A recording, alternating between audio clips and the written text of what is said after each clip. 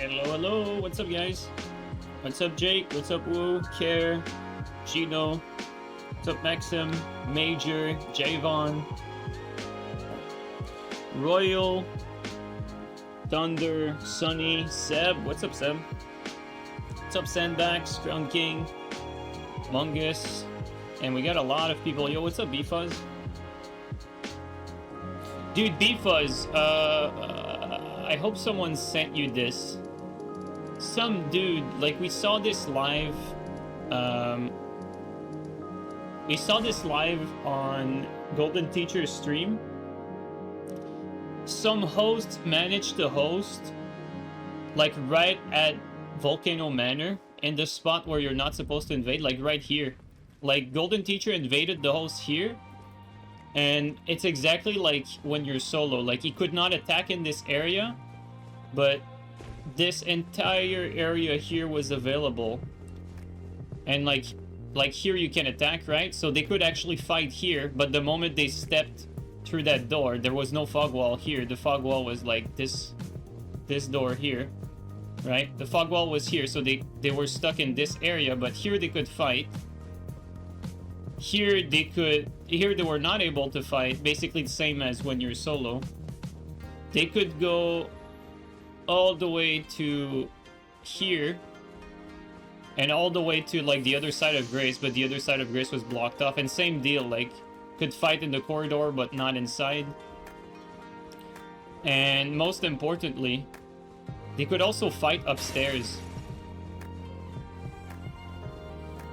Like this area here was pretty much an area where they could actually fight. So he invaded the host there. Okay, you saw. Okay, good. Because I want to spread that around, because I have not heard of anyone who found out how that host did it. I don't know if he did it by accident or what. I'm assuming that he did it through, like, I don't know, like moving, like starting outside and like having like a buffer on the, like having a swap and then buffering like an invasion item. But the guy looked bad, so I don't think he did that. I don't know though. It would be nice to figure out like how to play here basically. Because, I mean, this spot would be pretty damn nice for duels. Like, it's a good size. But yeah, I wanted to tell you that, but since you knew, I guess it's alright. But yeah, that was the first time I've ever seen anyone in this part. But I mean, we know that you can invade boss areas, right? It's just not consistent, so I don't know if it's like kind of like the same deal or anything. You'll snipe me here? Alright. We can gank there? Yeah, apparently. But I mean, it would be a pretty easy area for the invader to survive, or the gankers to survive, for anyone, because you can legitimately just stay in the area where no one can attack, so it's just weird. Okay, oh, you know what? Let's try Starfist.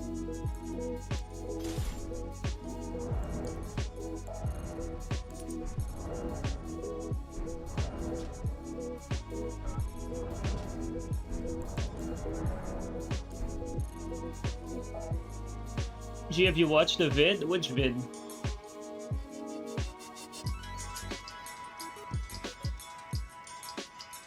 Maybe just passed the fog wall right before he got invaded. Yeah, I mean, it could be something stupid like that, for all I know. Because the host, like, see, the host, I think that's an important, like, factor. The shortcut for, like, patches was blocked off, so it has nothing to do with the patch shortcut. The host looked like a shitter, like he had double pikes. So there's still a strong possibility, I believe, that he did that on purpose, because he also had the blues active. Like, it wasn't like it was a PvEer who did that, right? But the guy did not look good enough for me to believe that it was like any sort of swamp. So I think those would be important clues.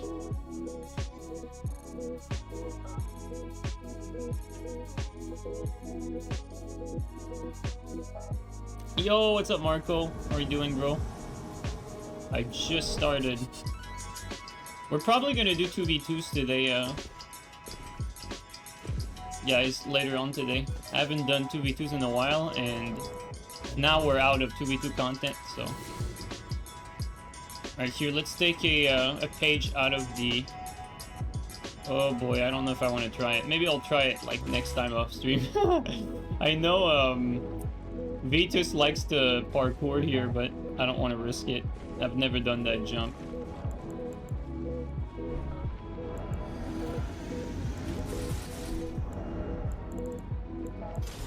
I see the host has a twin blade.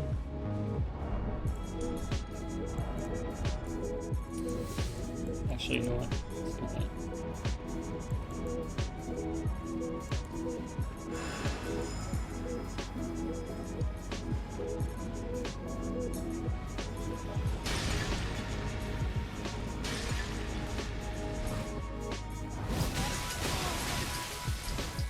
Did he have a twin blade? He did not. Why did I think he had the twin blade? Maybe he had one.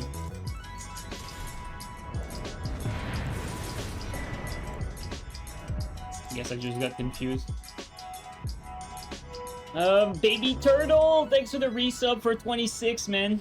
Thank you so much, Baby Turtle. And Cleve, thanks for the resub for 14 months. You guys are awesome. Thank you, guys.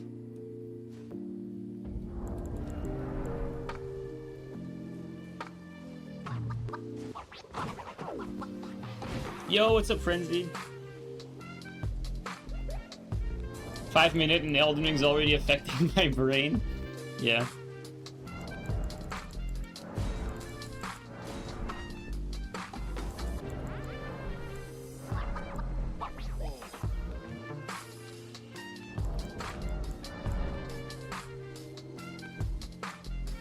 Meaty Bulge. Long time no see. Dude, that's an amazing name.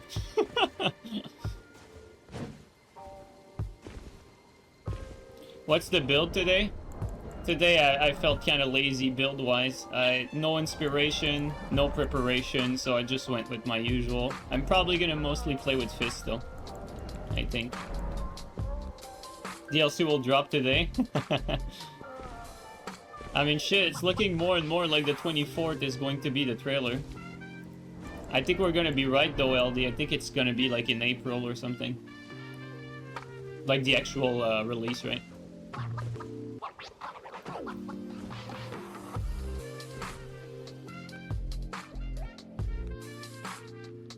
We still don't know, but it's looking more and more like it.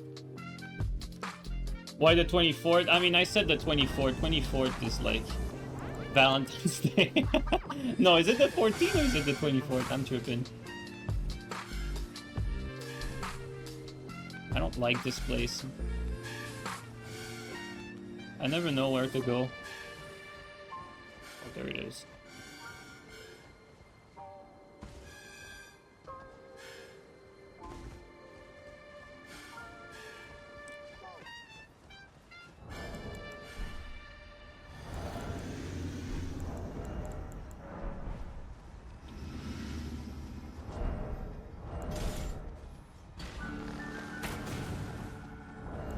Oh, he might know actually what he's doing.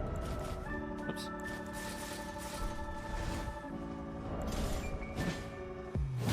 Like slightly above his forehead.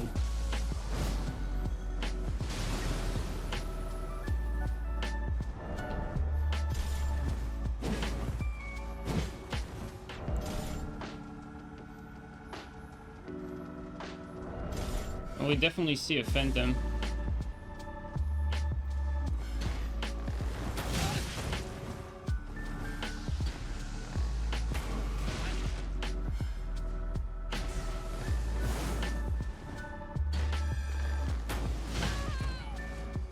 So close.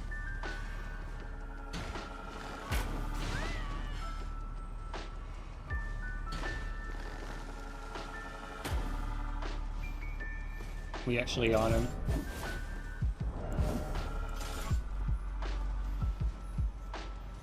Do you have double fucking flail?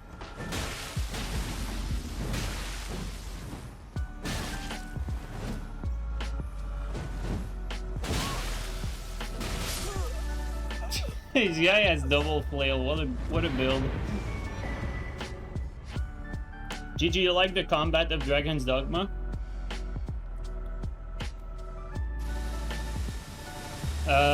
It's been a long time since I've played it. I mean, the game is pretty old though. What I remember that what I liked the most was the climbing. Like climbing on monsters. Like it definitely felt like, you know, maybe not, it wasn't as good as Shadow of the Colossus climbing, but it definitely seems like they improved greatly on the climbing mechanic in Dragon's Dogma 2 over the first one. I would say what I didn't like the most for the first game was actually the balance. I think the balance was all over the place. Either you did no damage to enemies or you just fucking one-shot them. It was one or the other. Like if you had the proper build, you just one-shot everything. Like there was hardly like any in between, and it was highly class dependent too. But I remember the combat itself, it felt pretty rewarding to play certain classes, and others it really didn't. Like if you played Mystic Knight, like it was boring as shit. If you played any sort of archer, the game was boring as shit. If you played as a mage, boring as shit. If you played as a two-handed warrior though, the game was pretty damn fun. If you played as a rogue with daggers, the game was also pretty fun.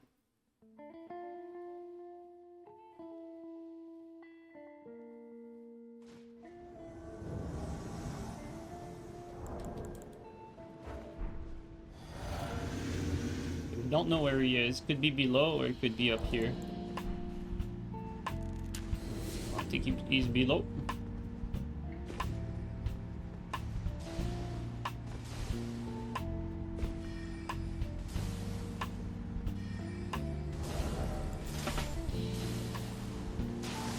Voodoo Ninja. Oh, I survived. I thought he was like right below us.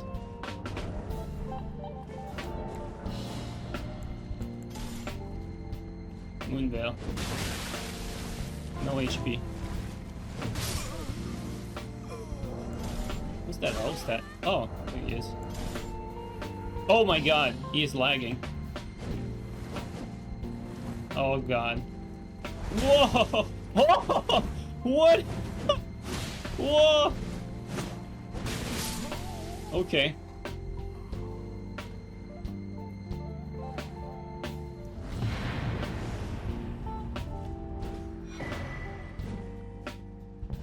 Yo, what's up, Steve? A worthy opponent? Yeah, for real, eh?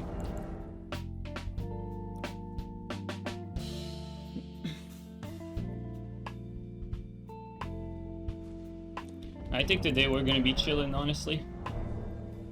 It's gonna be a relaxing stream, I believe. Hopefully I don't jinx myself saying that.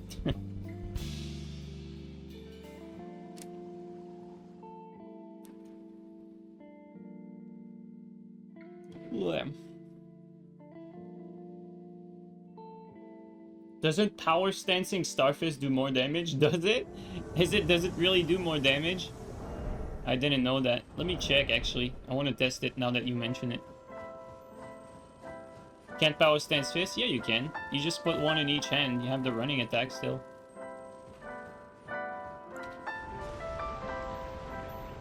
You have to try it now? Alright, let's do it. We're gonna try it in this invasion, and also... if we can't like get anything conclusive, we're gonna try it on PvE. Actually, fuck it, let's just go on PvE right now, because we're gonna get the shitty spawn over and over here. Let's try it on PvE, because the logic should apply for both. Just put fist in on your feet.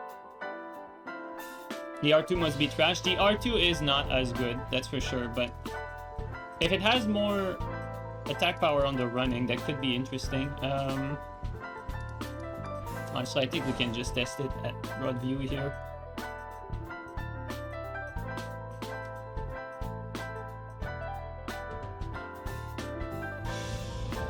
Okay, so...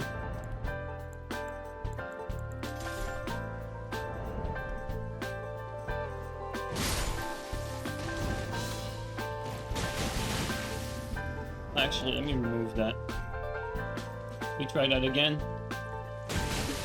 263. So we go from 263 to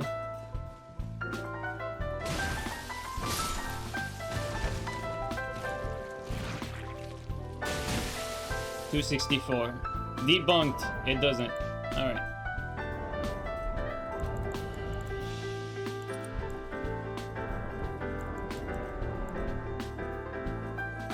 One more art? No, that's not one more. It is not. It's, this game sometimes displays damage, like, with an error of 1. It's not one more, actual damage. It's a margin of error that the game does that. Like, you'll do the same attack and sometimes you'll do, like, 63, other times 64.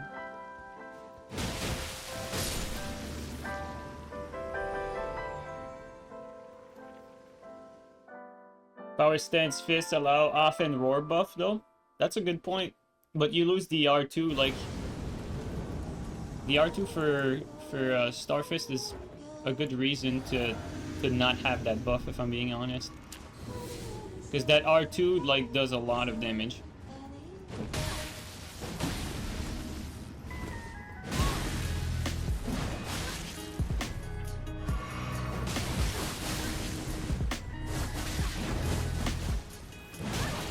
Insane range.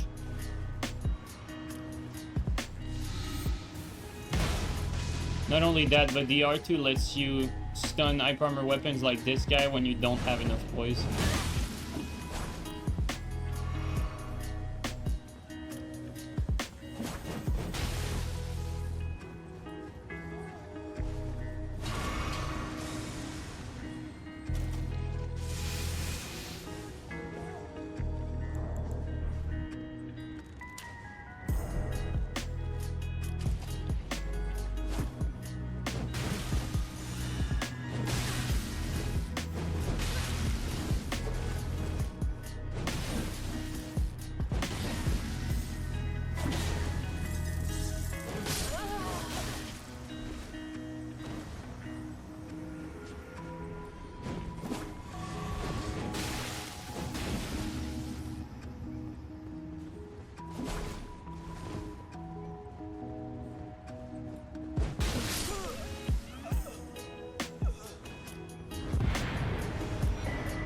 Bob isn't even bad if you know what you're doing. Yeah, it's really not. Especially if you power stance. Double katanas are really good.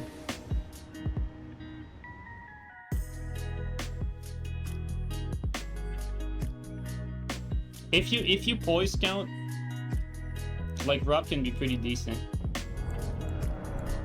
But you need a build for it though. Like you can't be doing no damage like this guy. How are backstabs now compared to Dark Souls 3? I think backstabs in Elden Ring right now are the best backstab we've ever had in any Souls. They're actually pretty well done. Recovery's still too long in my opinion, but like the fact that you can backstab rolls, the fact that the startup for the backstab is faster than Dark Souls 3 is really nice.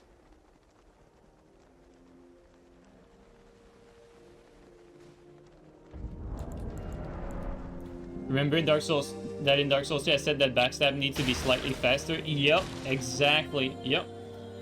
And that's definitely the case here. It's like it's 1 frame faster at 30 FPS, 2 frames faster I believe at 60. And you can definitely feel it in the way you can punish various maneuvers. The angle check can be annoying, but once you understand it, it actually is pretty good, I think. The only thing that bothers me a little bit is the high recovery for the backstab. I would swap the backstab recovery with the parry recovery. Parry recovery being too low, backstab recovery being too high. But overall, they're pretty damn good, honestly.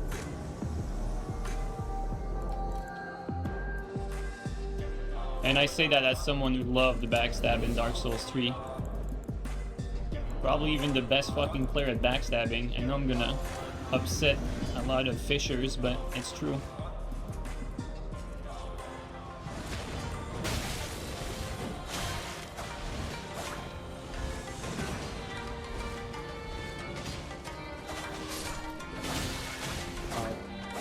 Okay.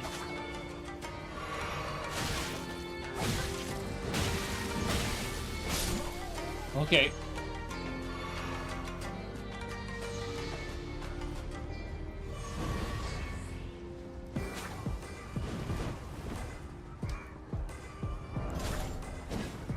Cool.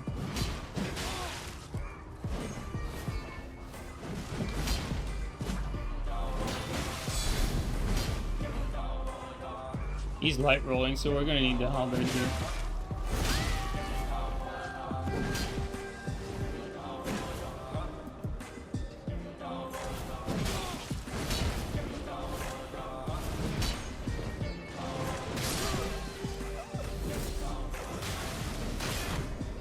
Ooh, let's go.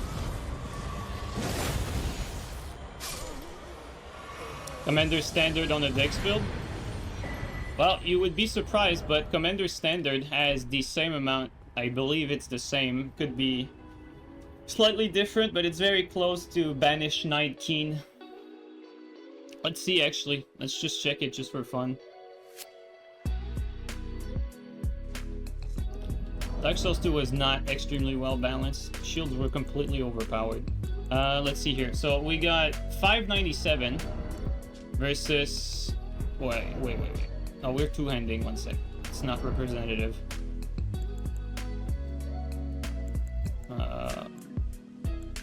We want to see one-handed, honestly. Okay, there it is. Okay, so 588 versus 581. Here you go.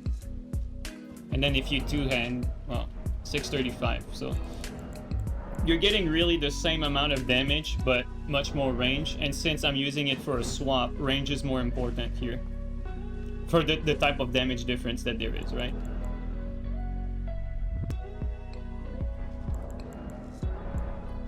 You're speaking from bias, Sebo. You know, like I said, I love Dark Souls 3 backstab like a lot. Like I had such a good time fishing in Dark Souls 3. I really do love it, but like you have to look at it as a whole with all the other mechanics. It might be a little harder to backstab successfully in Elden Ring, but there's no bullshit, like ever. I know that in Dark Souls 1, if you understood the game, there was hardly any bullshit unless there was lag, right? It's the same thing with Dark Souls 3. Once you understand the game, there's no bullshit for the backstabs, but for the average player, the backstab makes a lot more sense in Elden Ring. I have never seen anyone complain about wonky backstab in Elden Ring, and I've seen it plenty in every other Souls game.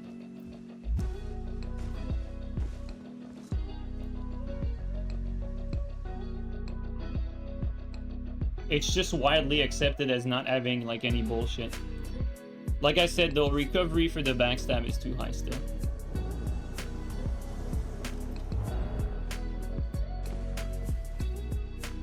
No, DS2 had wonky. I would argue DS2 and Dark Souls 1 and Demon Souls, like all of these had kind of wonky backstab.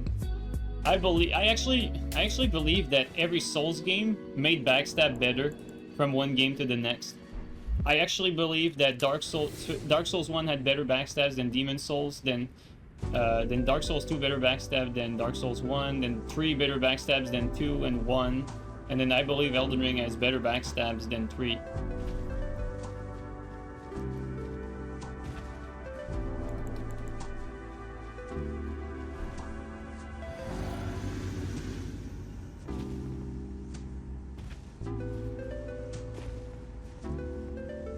He's gonna he just waited for me to get there to fog wall.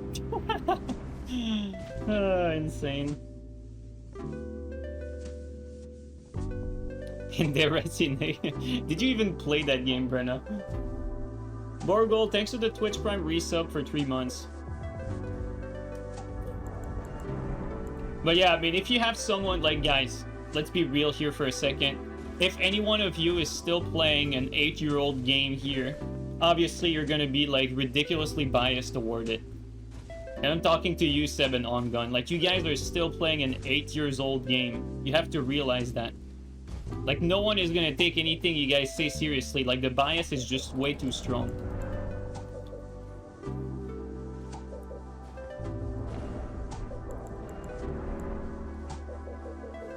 And I say that I could have a massive bias toward Dark Souls 3 as well, because I've had so much success in that game and I've loved it so much. I'm just saying. We just have more fun with Dark Souls 3. Hey, that's perfectly fine. There's nothing wrong with that.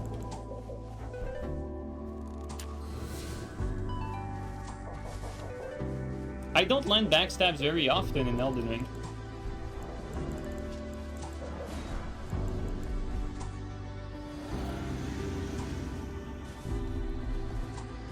Okay, what are we doing here?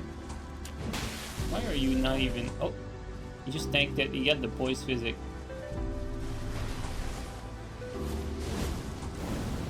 I think the poise physic wore off here. Oh, barely.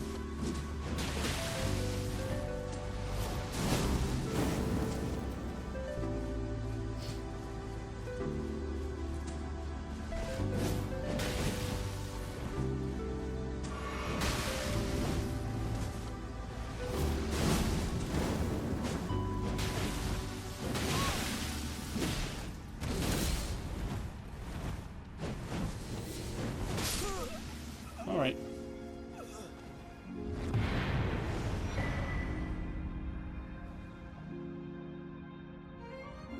Yeah, I would agree with that. That reverse BHS is reverse BHS and reverse quickstep is a bit too easy in my opinion.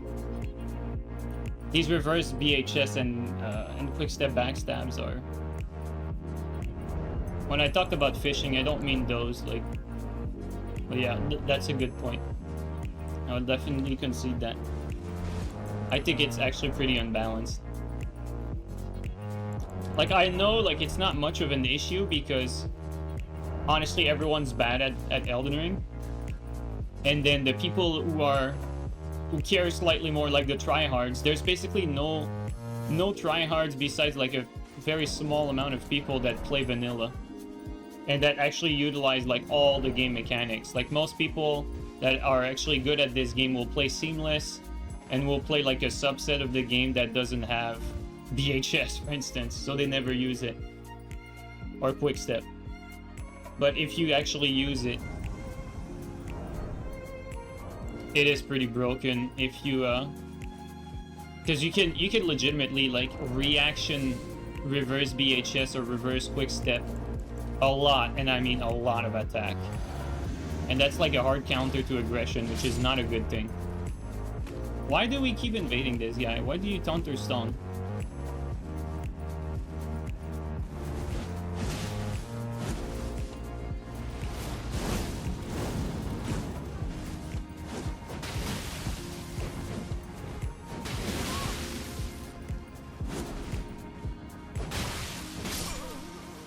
Why do you keep Thunderstone though?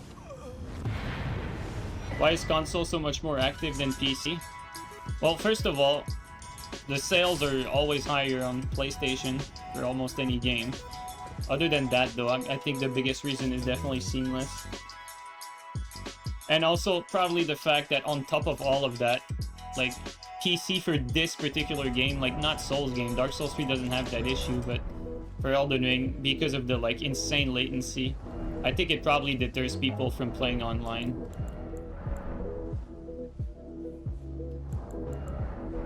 I know it deters me. Like, I would, like, keep in mind, guys, let me repeat this. Like, a lot of people think I'm a fucking PlayStation fanboy or something. Like, I don't give a shit about PlayStation or Sony. I would much rather, I just play wherever the game plays best. That's all I care about.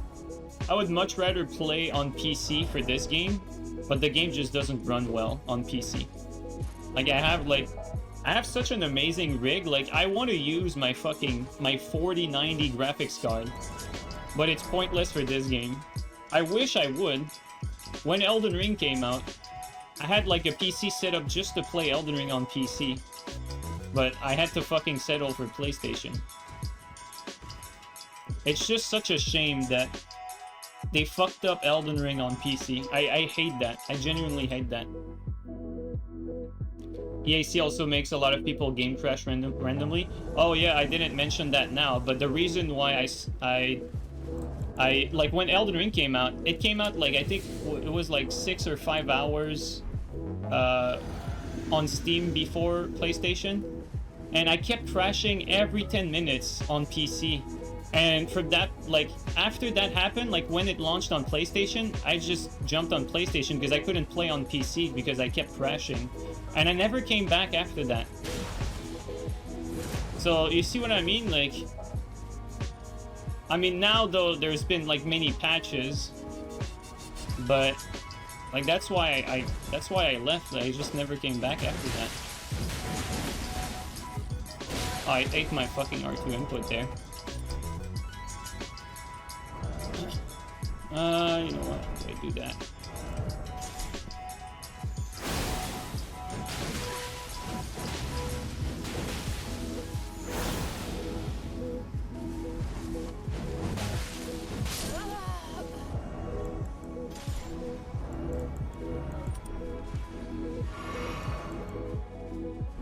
Okay, he doesn't have physics like that.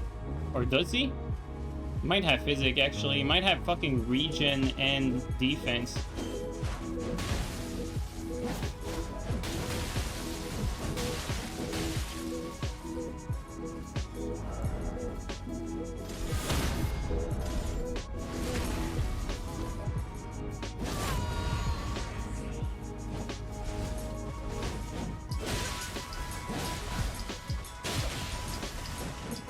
Oh, really? Lucky there. Okay, let's just finish him normal here.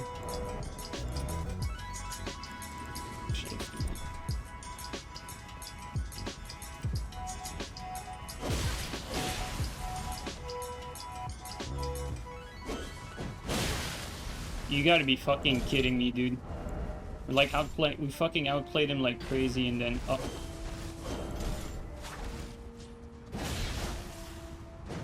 There you go, alright. You almost got lucky. Alright. Just getting impatient for the last hit.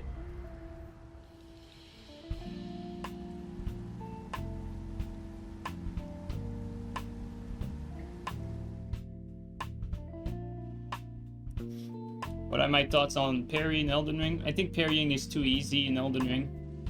Like I understand the fact that because Elden Ring has like much better like jumping attacks than any other Souls game, like basically every weapon has access to an attack that's like longer range, like decent speed, that's unparryable. So that alone should make parrying harder, but I think From Software knew this and they actually tried to compensate for that by making the parry have less recovery. And I don't think it works out very well because parrying in this game just gives you so much freaking damage and it has so little recovery. It's basically like high risk, high reward, low risk, like low risk, high reward, where it should be like high risk, high reward. But in this game, it's actually pretty low risk to parry.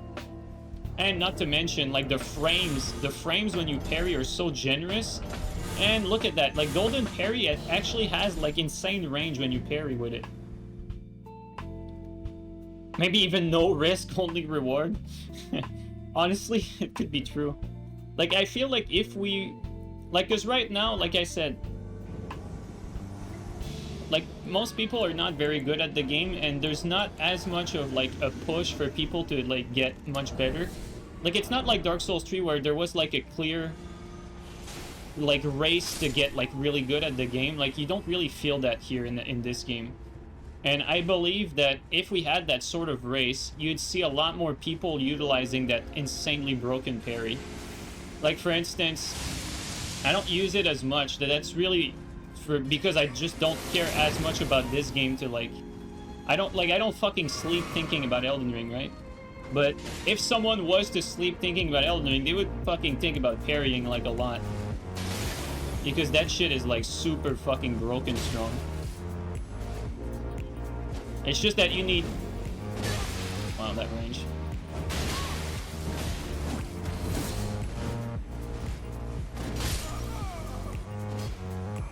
It's just that I think, like, to utilize parrying to its fullest potential, like, yes, you can be a scrub and just, like, 50-50, but I think the proper way to do it would be to parry swap, and that the barrier to entry is a little bit higher than, like, yeah, for your average player, so no one really does it. Like, you know, in Dark Souls 3, like, fucking everyone parry swaps now. It's better in Dark Souls 3 in the sense that you can parry swap out of hitstun. In this game, like, no one parry swaps, like, out of neutral like I did, like, 2 fights ago. No one does that. Why, though? I think it's because the damage is really high, and then you got, like, jumping attacks, too. So there's a different dynamic, but still. Like, against a lot of weapons, like, straight up, like, when I watch freaking, like, people play with Trusting Sword, right? Like, 2 good players playing with Trusting Sword. I tell to myself, like, you know, these guys are playing really well with their spacing and all, but they're really missing, like, the forest before the tree. Like, as, like, any scrub would tell you on YouTube, like, just parry, bro. Like, seriously, like, if you parry swap a Trusting Sword, if you miss, you get hit for, like, barely any damage. And then if you actually get it, you pretty much win the fight. And people don't do it. But, like, candidate like that, like, matchup versus what is supposed to be, like, the best, like, dueling weapon, Trusting Sword. People still don't parry it. And they really should.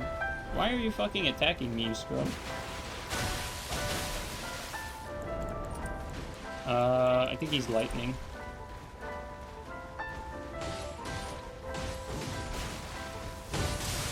I can't believe I didn't roll that either. Okay, that's like too much now. You're getting way too lucky here.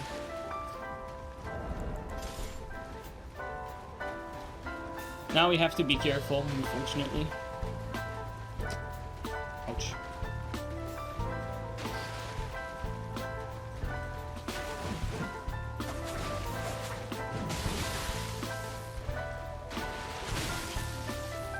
Insane fucking phantom range here.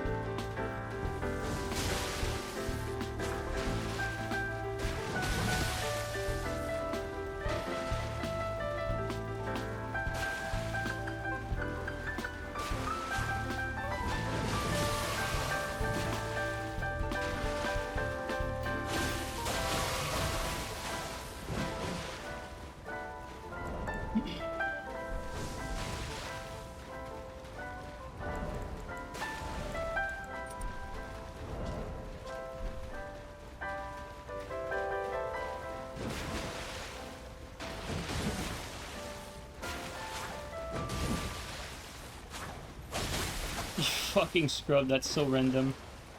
Oh my god, dude. It should not be that close. This guy is really bad, but I did like about 3 mistakes at the beginning, so fight is pretty even because of that. Now I have to play passive to not fucking throw.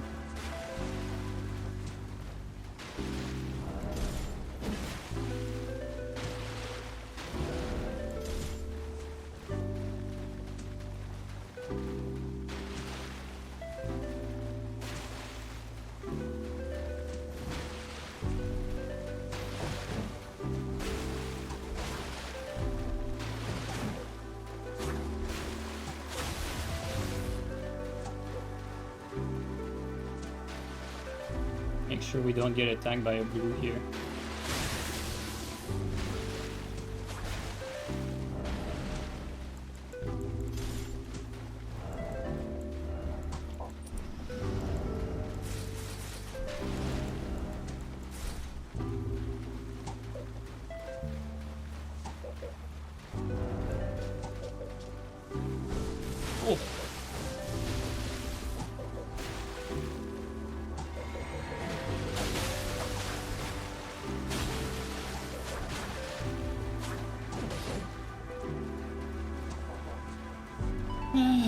Fuck me, dude.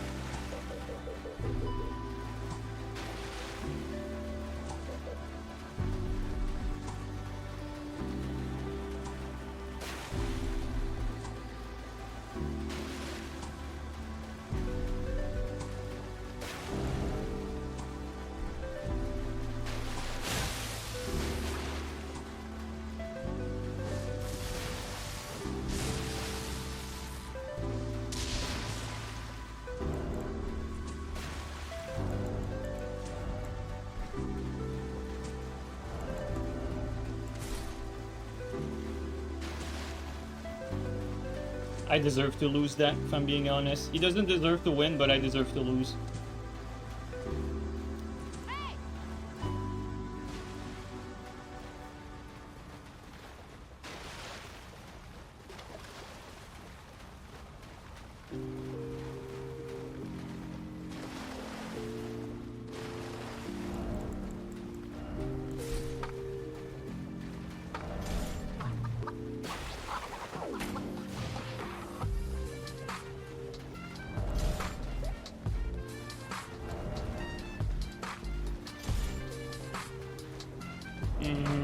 Actually, I'm not sure about that.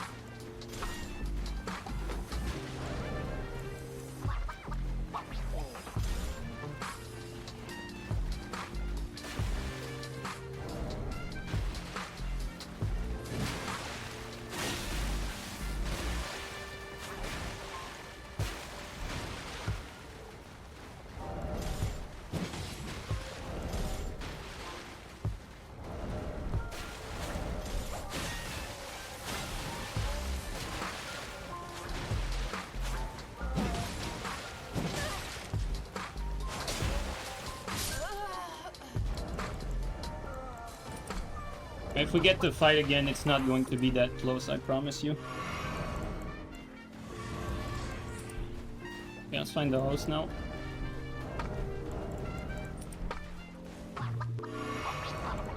I promise you guys, this guy is not good, but I played like shit, so I deserve to lose that.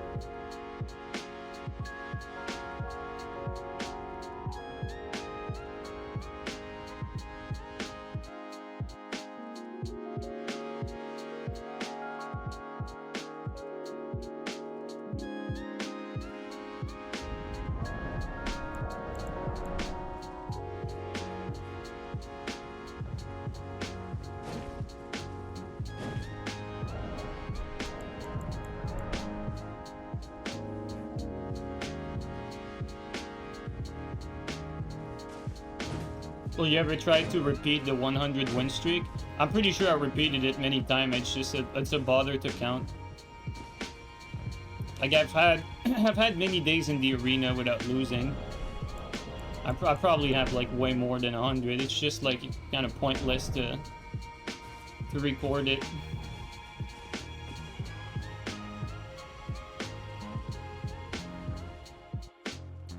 Yeah, exactly what Chiriko said. You guys care more about it than I do.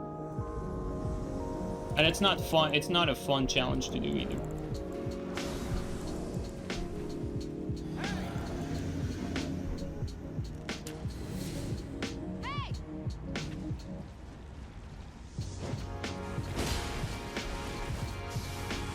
Okay, well. Dude, the fucking... the spirit ghost, like, blocked the view of the yellow.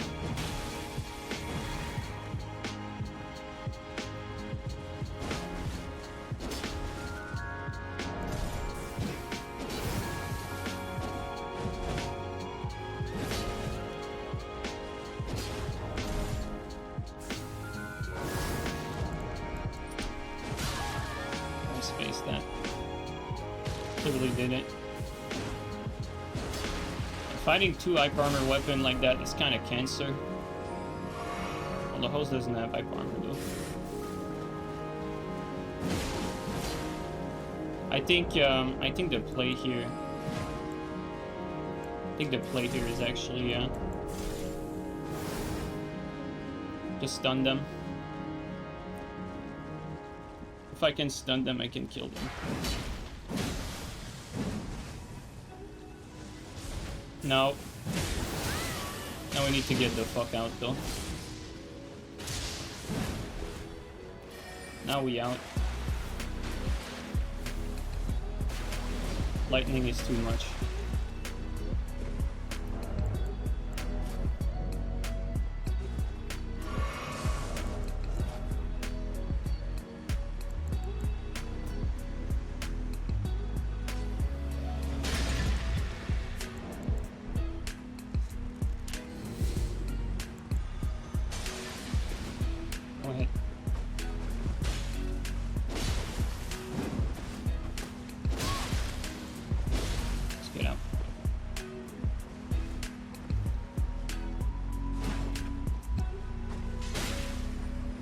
Whoa, frame drop, what the fuck?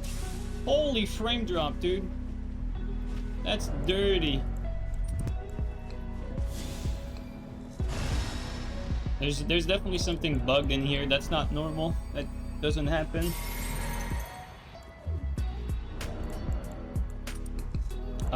Actually, for this I want that.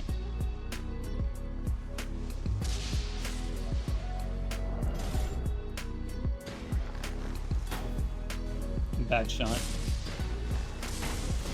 He's like barely out of range.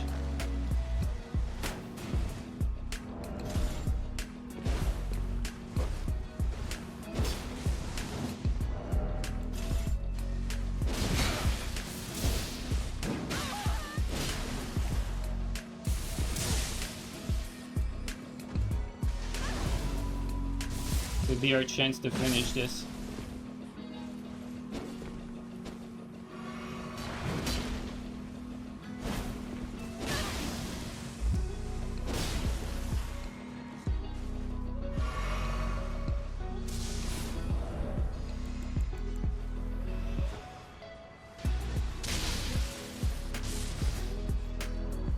Still not sleepy?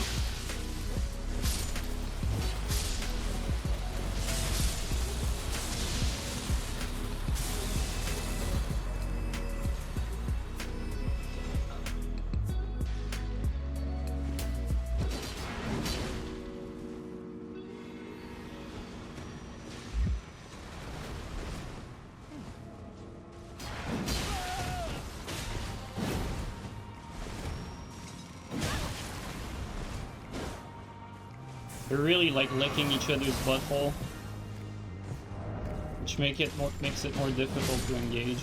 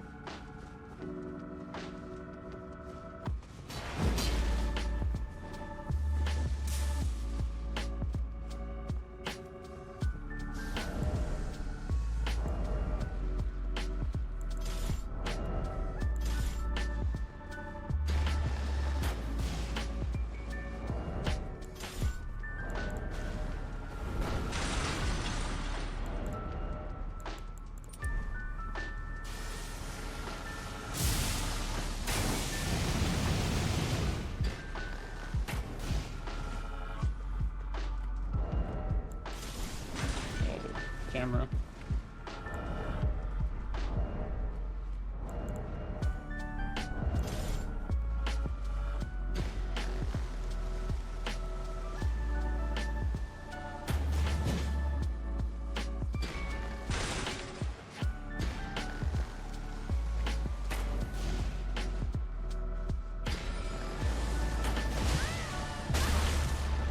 Good trade, I guess.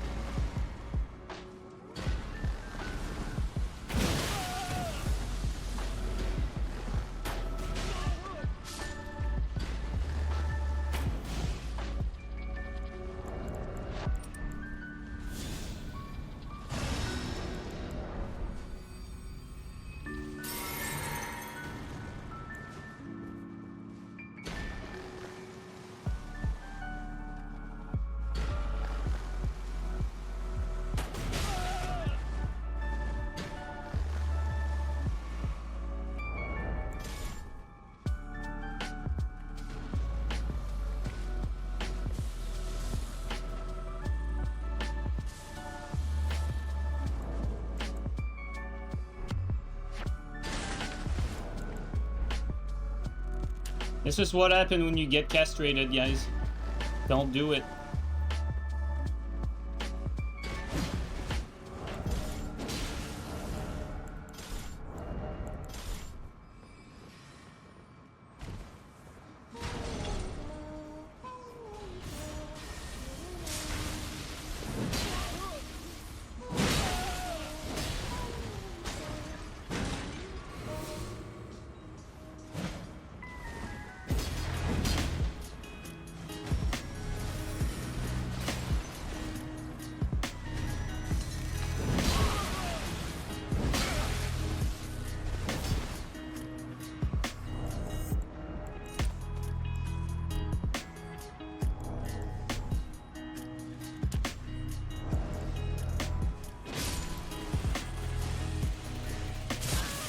Oh, come on. I didn't think this could hurt me though.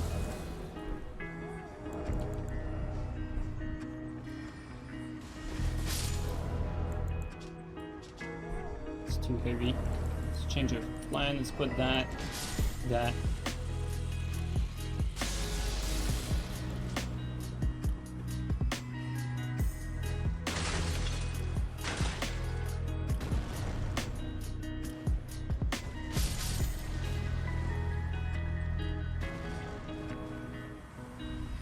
Careful about the ball.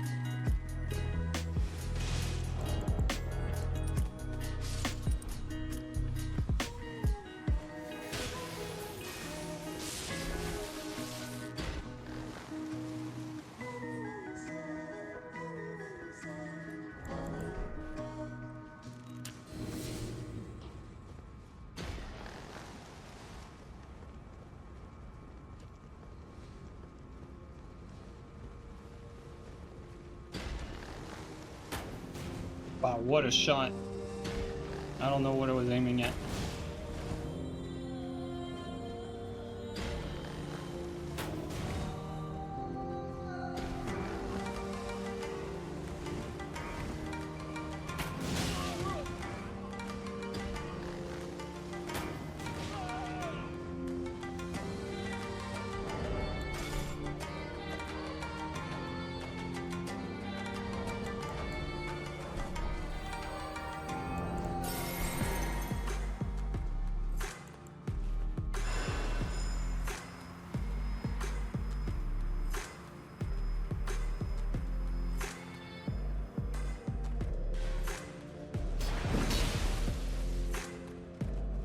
This guy's name is Booger too. Look at that.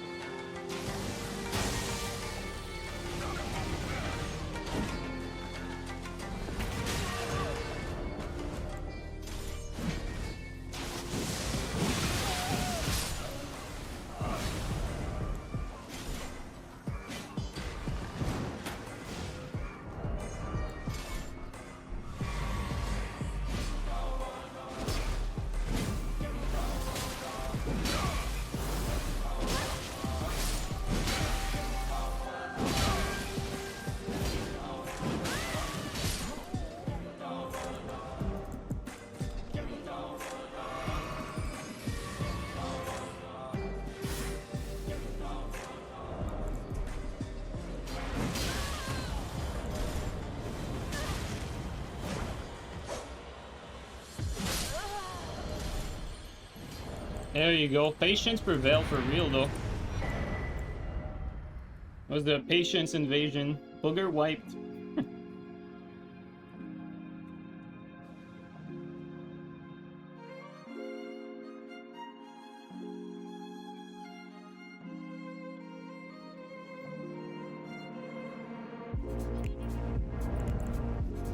What made it more difficult was most definitely the fact that they stayed right next to each other. Look at that stick drift though. You see that shaking of the character? Oh boy. One second, let me try to fix it.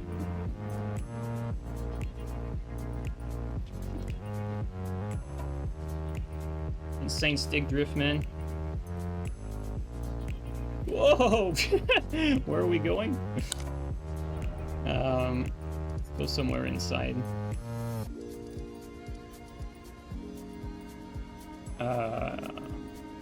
Where though? The Church of Ellie.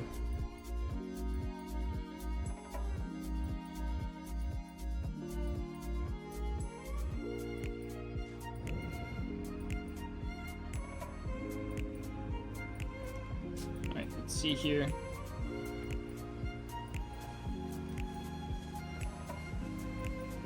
Let's plug that in. So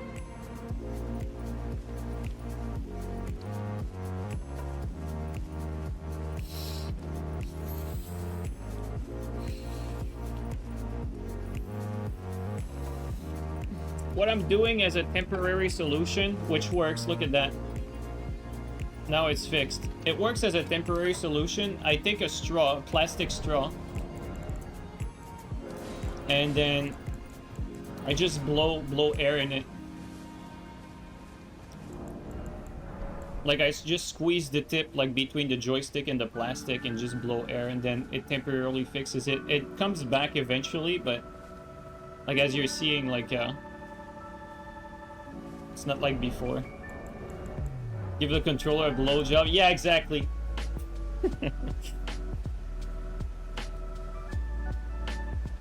Yeah, boy.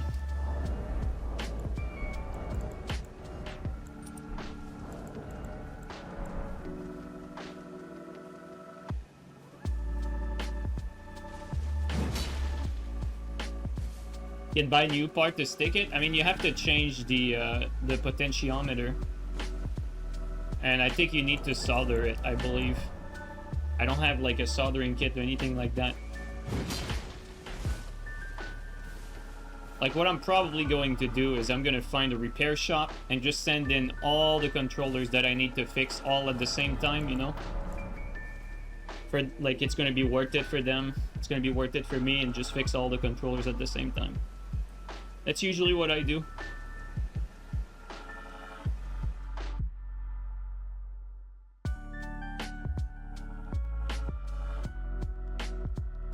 You got Cheeto dust in your controller. That is such a Among Us thing to say. There's 17 controllers. Yeah, exactly, Marco.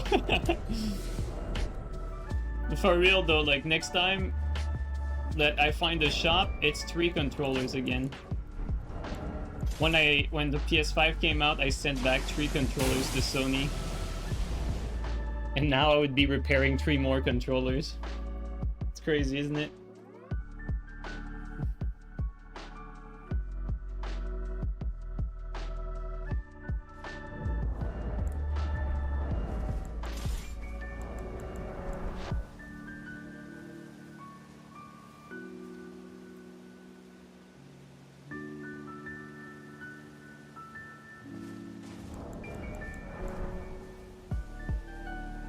Did you buy your PS5 directly from Sony? Yeah, I bought it. Actually, no, that's not true. I bought the PS5 during the what's it called? The scalper era. I bought the PS5 when there was no PS5 available. I bought it online day one, and I couldn't find one anywhere, but I managed to develop a strategy at Walmart. I even had a vid about this that got like, I think 30k views or something like that. Like a legitimate guide on how to pre-order a PS5. It was pretty crazy at launch. And it involved like putting it like in the card prior, refreshing the page and having like a few opens. Like basically the sort of stuff you should have a bot do instead. Like, I'd never buy anything from Walmart online, but for this, I don't regret it.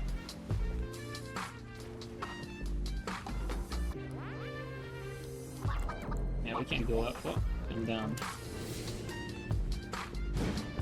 Oh. Okay. Not.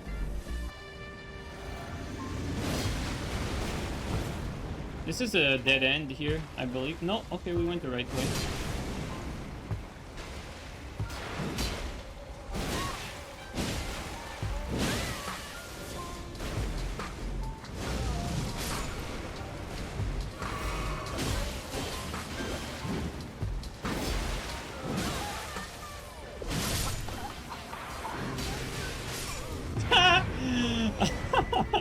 The knight just finished the job.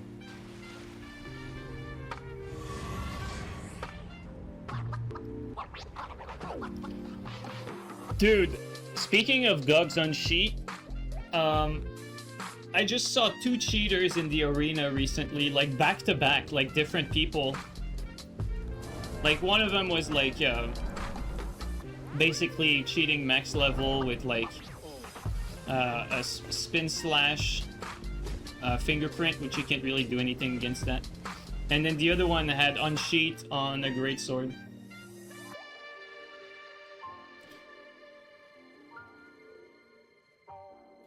I was actually figuring out a strat. Like, I did not block the cheater because I legitimately think I could actually beat it, despite like that fingerprint spin slash being like legitimately like unironically unbeatable. I think I could actually beat it.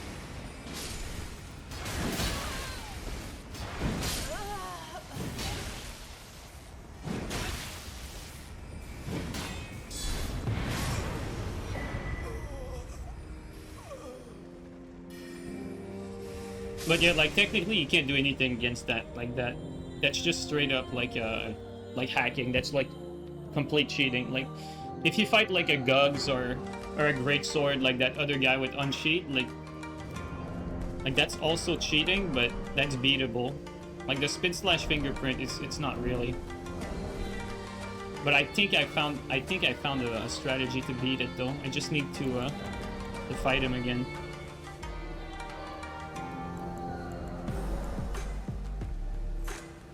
At least the cheaters are killable. If they bleed, they can be killed.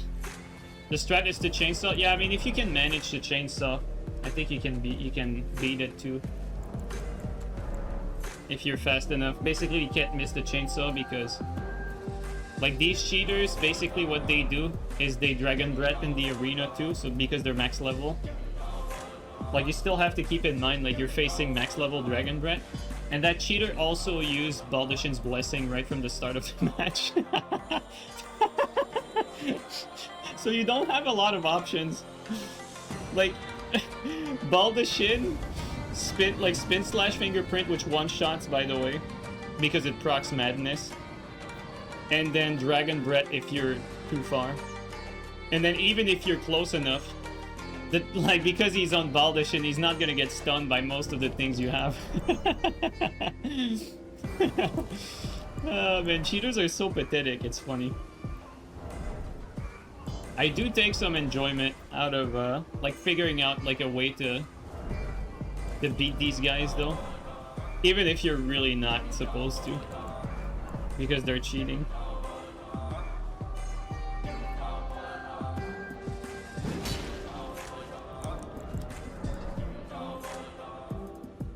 Yeah, Baldashin gives insane poise.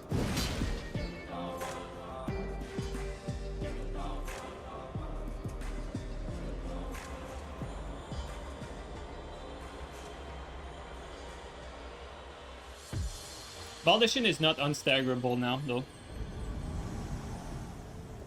Although I assume that it would be very difficult for his fingerprint spin slash to get stunned while doing Baldashin, though.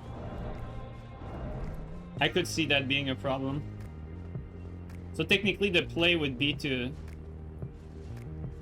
run out the Baldashin at least. That would give you, like, the best edge, I think. When will they remove Chainsaw from the game? I don't know.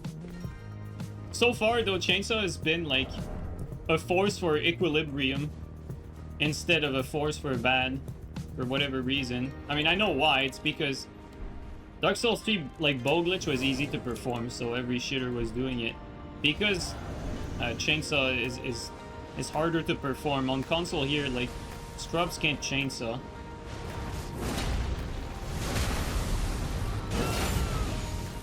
On PC, though, with macro, it's definitely more of a problem, I guess.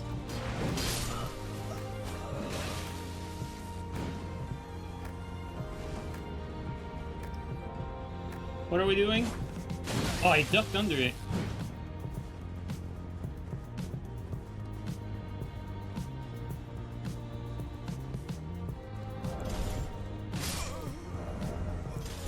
That was an insane fight versus the host.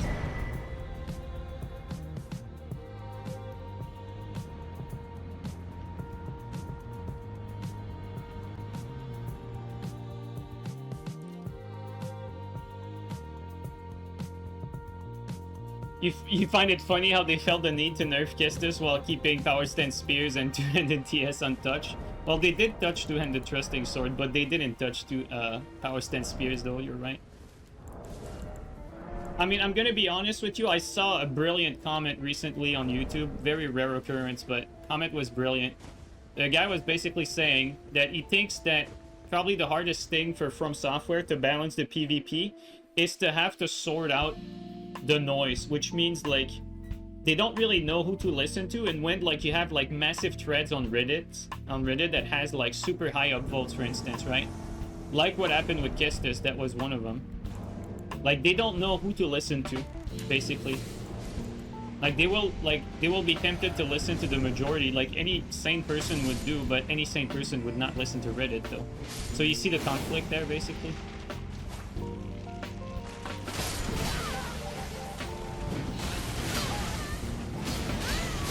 We're kind of fucked here. Ah! We managed to.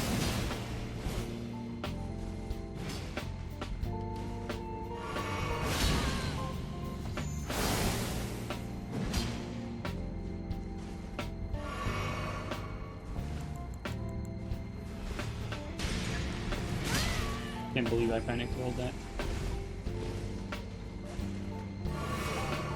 Okay, we're better off here though. This is a hard place because you really don't have much to work with.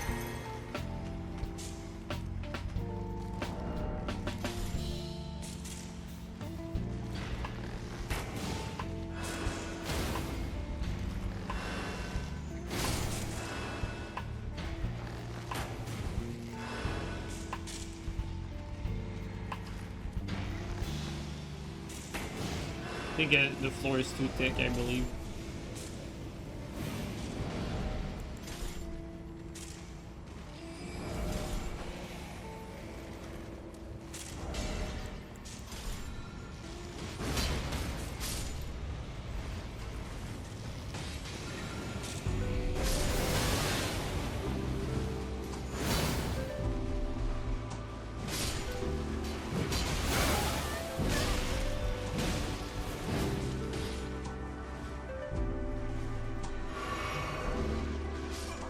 Wow, okay, well, skeletons did the trick, I guess.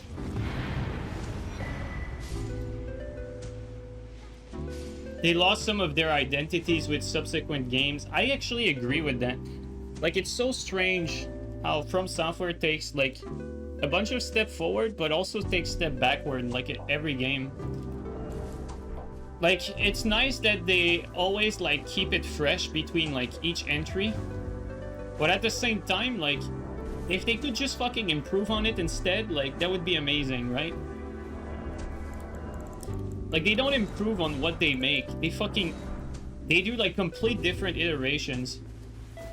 And what happens is, like, they put to the side mechanic, like, freaking bonfire aesthetic.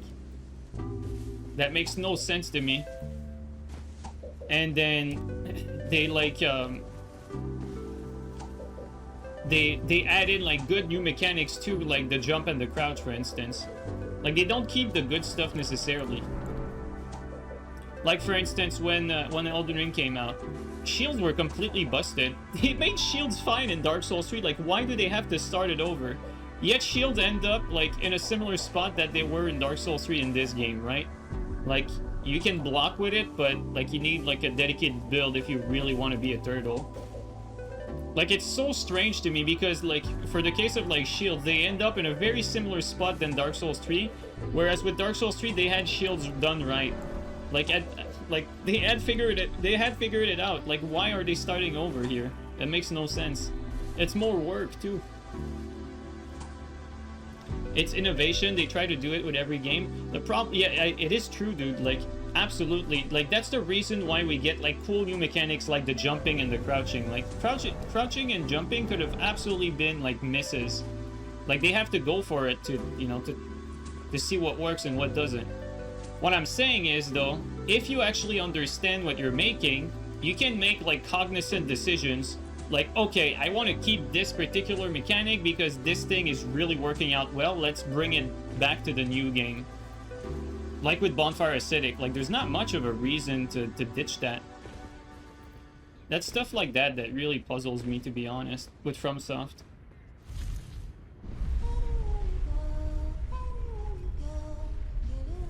Yeah, I think you're right with Next innovating for a casual audience. Like, for instance, let me give you another example. Like, I think it's actually clear that From Software saw what we did with, like, the Ash of War swapping, and we're like, okay, we see what these guys like. Let's implement it into our game. And then they ended up making Ashes of War that you can put on each weapon, which clearly was inspired from the fact that people kept swapping weapons for Ash, right?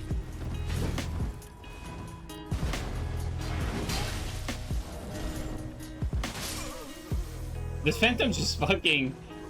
he just rushed down and left his holes behind. Like, stuff like that to me makes sense. Like, they notice that the community is gravitating towards something, then they push a mechanic in that direction. That makes total sense to me. But then when they make shields, like, have a stupid amount of stability, like, so high to the point where Elden Ring at launch, you could have Fingerprint have infinite stability, which means that you could block forever, guys. If you had a Fingerprint when the game came out and you had your build set up properly, like, just I think with just barricading, like, the talisman, I think you could infinitely block. Like, stuff like that makes zero sense whatsoever. While also they already had figured that problem out. Like, they had that problem figured out in their previous games. Like, Dark Souls 3 had problems with shields at launch, but then they figured it out. They patched it. They made it great. Shields in Dark Souls 3 are absolutely balanced. They are how shields should be in Souls games. Like, way better than Dark Souls 1 and 2, for instance. But no, they had to fucking go back to the Dark Souls 2 and 1 problems for Elden Ring. For whatever reason, like, stuff like that to me does not make sense. Like, it really does not make sense whatsoever. It's stuff like that that puzzles me. It's like, I get it. They try to make stuff that's new, but why do you have to go back to a mechanic that didn't work? I don't know. Here I'm a bit scared because we see that the host is nearby. But I don't know where he is, and I felt like I could easily get ambushed. I would rather stay like up top. Oh, there he is.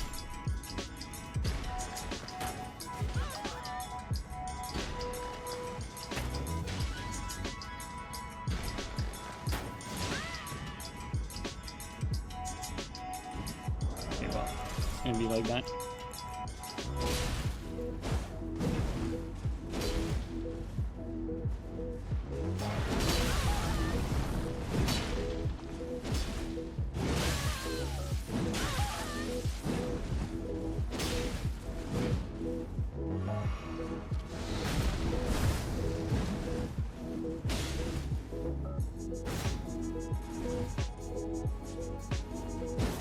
Oh, I ate my input, goddammit. What a weird fight.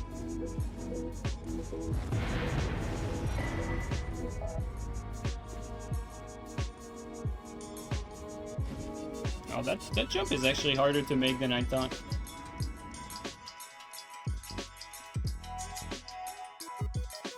That is definitely true, Chiriko. I mean, you remember my reaction when Miyazaki said in an interview that he doesn't even fucking play his own games. To me, like, that is the biggest fucking red flag. Like, if we didn't know From Software games were good, like, that would be, like, such... Like, imagine... Like, just imagine for a second. Let's change context. Imagine for a second that it was fucking the director behind Assassin's Creed or some fucking shitty Ubisoft game that said that. Just imagine, like, how this motherfucker would get roasted online. Just imagine it. But because it's Miyazaki, people are like, you know what? You know, your game's still good, whatever. You know, it works, it works. But I mean, let's be real here. That is fucking awful. If the director doesn't even fucking play his own game, what the fuck is he doing directing? That's ridiculous. That's beyond me. I was baffled to read that. I mean, let me get something clear though. I get it. Miyazaki is actually Miyazaki, despite having a very strong hand in gameplay from what I gathered on many interviews that I read over the years. Miyazaki actually makes a lot of gameplay decisions. I mean, he has the last word, so to speak, right? Problem is he makes a lot of gameplay decisions and he cares. He's an artist. He cares about aesthetic. Let me guys give you an example. The animation for the Dark Hand in Souls games, right? You guys remember the Dark Hand? Like, we have Lifesteal Fist in Elden Ring, right? The Dark Hand animation, the reason it sucks so bad and it has shit range is because Miyazaki himself was the one who designed that animation, and he wanted to convey a feeling of like, whatever the fuck that is, you know what I mean? Like, he wanted to convey something visually here. That's not how gaming works though. Like, you can't do that. You can't sacrifice like gameplay aspect for like something so like insignificant that's visual. So basically, the animation doesn't have enough range, you know, it's pretty useless because he wanted it to look pretty. That's like the bottom line. That actually happened. Like, I'm not making that story up. Like, this is something that I've read online, like an actual story for the game. And like, he actually had to argue with the animators to make it like the way he wanted. So like, basically you have an attack that has 0 range that's complete ass just because the director, who doesn't play his own game, wanted it to have a certain aesthetic. That's a terrible example. On the other hand though, if you look at the overall like artistic direction of the whole game, it's pretty damn good. Like, as much as you can criticize him, you also have to give him credit where credit is due. Like, there's a reason why everyone loves Miyazaki. It's because he's damn good at the artistic direction, which is what he's technically supposed to be doing, right? Problem is that sometimes he oversteps his boundaries into territory he does not even care about, which is gameplay. And the reason he doesn't care about it is that he doesn't even fucking play the game. So, with all that being said, Miyazaki is not the only fucking person on the team. Obviously, there's people working at FromSoft whose job is to design the gameplay. It's not Miyazaki doing it. Like I said, he has his word in it, but all he cares about is aesthetic. I'm sure he understands gameplay to some extent. Like, he's definitely not stupid. But it's clear that it's other people at FromSoft who take care of that stuff. But still, like I said, I believe the director should play his own game. And not only should the director play his own game, I believe the director should be making the game of his life, like their dream game. I believe for any game that comes out, if that game is not the director's dream game, it should not even fucking exist. Just barely. Like, let me give you an example. If a director has an idea for a game, makes it, and he's making like something he really wanted to make, yes, perfect, that's great. But if the director is like asked to do something that's like not usually what he's doing, but he's down for it, that game should not be directed by this person. It should be directed by someone else who's really passionate about it. I know that's not how it works. It's like what I'm saying is very like wishful thinking, right? That's not how it works in real life. Like, you get hired for a job and then you direct every fucking single game that this studio makes, right? Or almost. Like, there's usually like 2 or 3 directors in the entire studio, and then they pass the baton around. Like, whoever like directs this one, directs the other one, whatever. Like, but technically it should be like this fucking animator, whoever, like like the guy that's been like working at this company for like 10 years or whatever, this animator, he wants to make this game because this is the game of his dream. You should let that animator realize that dream, because this guy probably has a vision. We're not talking about people that are skillless, but if you have someone that has a dream game, it's because they have a vision. Not everyone is a designer, but if you can find someone that's highly competent in your entire studio of fucking 300 plus people, I'm sure you can find someone who really is passionate about something and that can give really good insight because they've been thinking about this because it's their dream game for their entire fucking life. So that's technically how it should be, how it should work. If a game is not directed by someone who wants to make his dream game, that's likely because the game is ass. Let me give you another example. No one gives a shit about like this fucking Golem game, for instance. No, it's no one's dream game. Of course it's going to fail, like bugs aside and shit aside. Like, a game is doomed from the start if the person that's directing, if no one like wants to make this like their dream game, basically. Like, it needs to be someone's favorite game, otherwise it's pretty much guaranteed to fail. And I genuinely feel like there's, from the investor side of things, there's like a complete disconnect for people who produce these types of projects. Like, they do not have this understanding that in order to make something good, you actually have to love it. It's very cliche, but it is absolutely accurate. You cannot be good at something and you cannot make something good if you don't fucking love it. There's always exceptions to that, in a sense that, you know, when Elden Ring came out, I was good at Elden Ring even though I didn't like it, but that's because I loved Dark Souls 3 and the skills carried over. Which is why you can still have very good games that are not the dream game for X or Y director, because some of the skills of that director is going to carry over.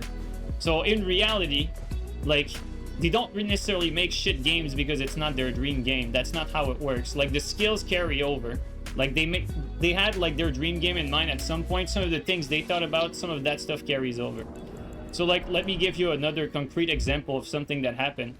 Let's take a look at Dragon's Dogma 2 right now. Like, there was an interview recently with Hideaki Itsuno, the director behind Dragon's Dogma 2. He talks about what he wanted to make as a student, like how he envisioned like his perfect RPG. And back then there was no like deep action mechanic for RPGs, so he wanted to mix in the action feel and depth of a fighting game with the RPG elements. Like, nowadays, that's pretty much what Souls games are, really, to be honest. But with that being said, the guy made some made all the Devil May Cry games, as far as I know, in the meantime, before even realizing his dream game. You see what I mean? Like, Devil May Cry games are not this guy's dream game, but they turned out pretty damn good. And for some people, it's their favorite game. It's because his knowledge, his skills, and his love for what he wanted to make carried over. With that being said, though, if you take a director like him, but you put on charge the person who wants to make X or Y game their dream game, I think that it's going to be even better, because the vision is going to be crystal clear.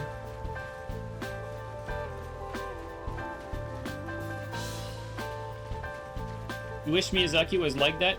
The thing with Miyazaki is, like, Miyazaki is an artist. He's not much of a gamer as opposed to, like, being an artist. That's what I gather. Like, I'm sure he loved games when he was young or whatever, but from everything that I gather and everything that I read, he doesn't really play games all that much. He's basically a casual. And let me tell you something, that's the case for the vast majority of people who fucking work in the gaming industry. Like, from the fucking programmer to the freaking artist to whoever you can think about, the animator, these guys are all fucking artists, engineers, you name it, but they're not fucking gamers.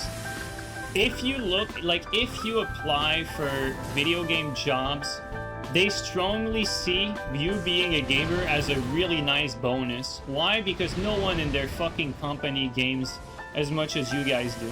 And it's not because they're too fucking busy. They are legitimately freaking casuals. It's just how it is. It's the sad truth. And artists make really damn good artistic stuff. Like, let's be honest here. Everything that's, like, artistically related in these games is, like, flawless. And it's not just true for, like, Elden Ring. Like, shit. Take a look at, like, most games that are around. Like, you think fucking Ubisoft games are ugly? Like, despite all their flaws? Like, do you guys think, like, the artist that works at all these, like, very, like, disliked studios like EA and Ubisoft, you think the artists are bad? Hell no, dude. They make, like, flawless freaking work. Problem is in all these fucking companies, barely anyone fucking games. Or if they game, like, they're fucking making Call of Duty, or they're making freaking Call of Duty while being a RPG gamer, or they make an RPG while being Call of Duty gamers. So it's like fucking completely different. That's the reality. That's how it actually works in real life. Like, yes, you're still gonna have some gamers out there who make their dream game come a reality. Just look at Baldur's Gate 3. Look how much fucking success Baldur's Gate 3 had. Why is that? It's because the fucking CEO or the guy behind the game wanted to make his dream game, and he was not willing to do any compromise. He wanted to realize his own vision, what he wanted, and that's why it turned out so damn good, because everything is so clear in that game. Like, it has exactly as the guy wanted.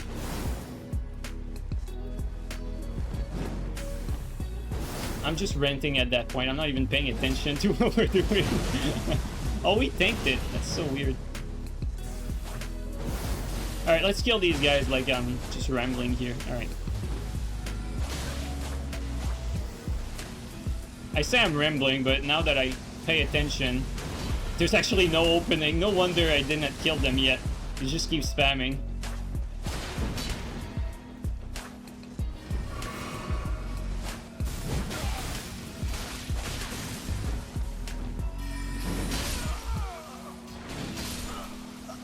Bro, 2 shots for both of them. Insane. Baldur's Gate 3 is going to be remembered for a long time. Yeah, absolutely.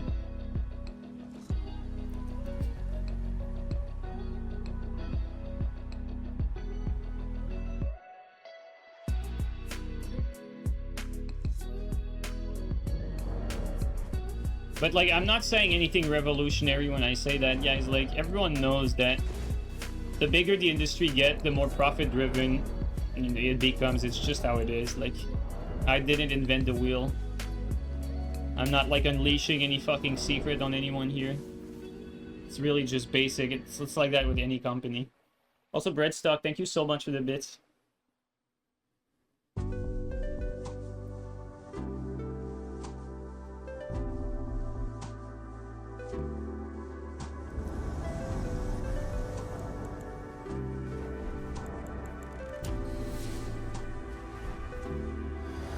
And by the way, I did not mention that, but indie games usually are made by people who actually game, though. Like, indie games usually, it's because they don't have the means to accomplish everything that they want to make. Like, we were speaking mostly about AAA devs, but when it comes to indie games, they have a vision. They have a dream game. They just don't have the resources to do it. Or to do it fully, we should say.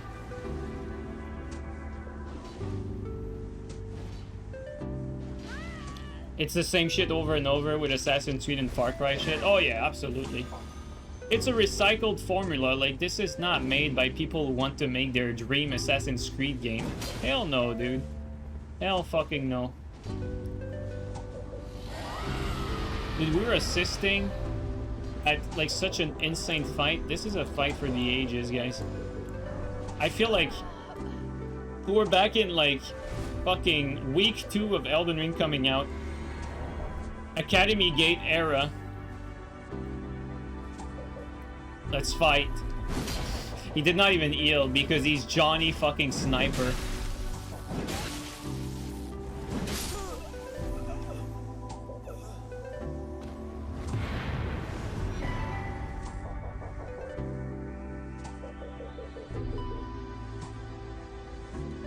Redstock, thanks for the bits, man.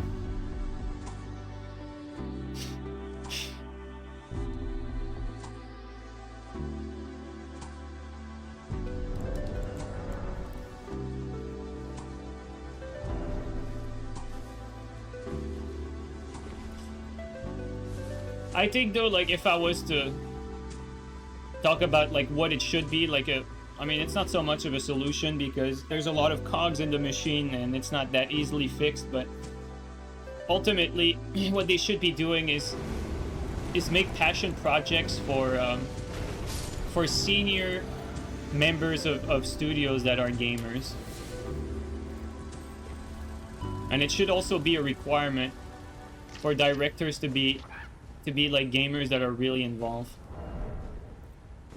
And let's be honest, like, let's just hypothesize for a second, right? If you take someone who's like super fucking passionate about fantasy games and Souls-like game, like, you better bet he's gonna want to make like another fucking Souls game every fucking time they make a new game.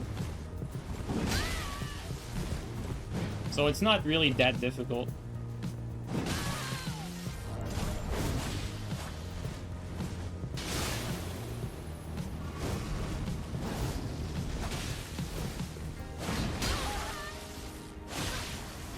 Oh my god, the insane jump.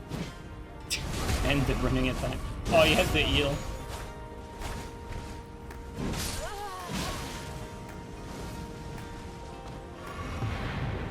Jump, jump, jump. Where are you?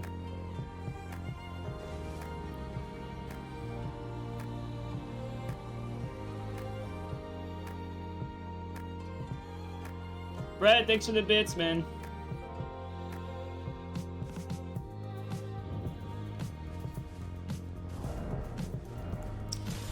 And I'm not saying that making like your dream game necessarily makes the game perfect, but with enough experience, your chances of making an amazing game increases exponentially.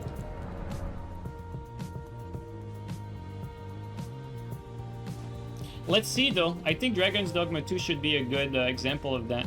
Guy makes his dream game, has fucking 20 years of experience in the industry or so.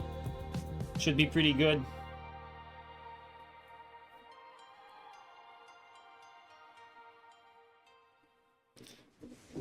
Or just be like Todd Howard.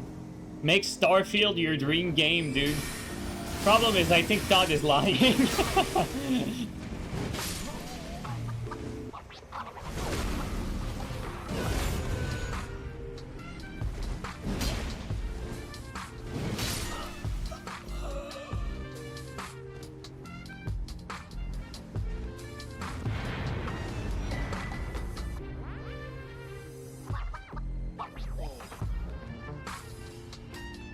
Like, I'm gonna be honest, when it comes to games like Starfield, I feel a strong disconnect from people who make the game and people who play the game. That's like my first reaction when I played Starfield was like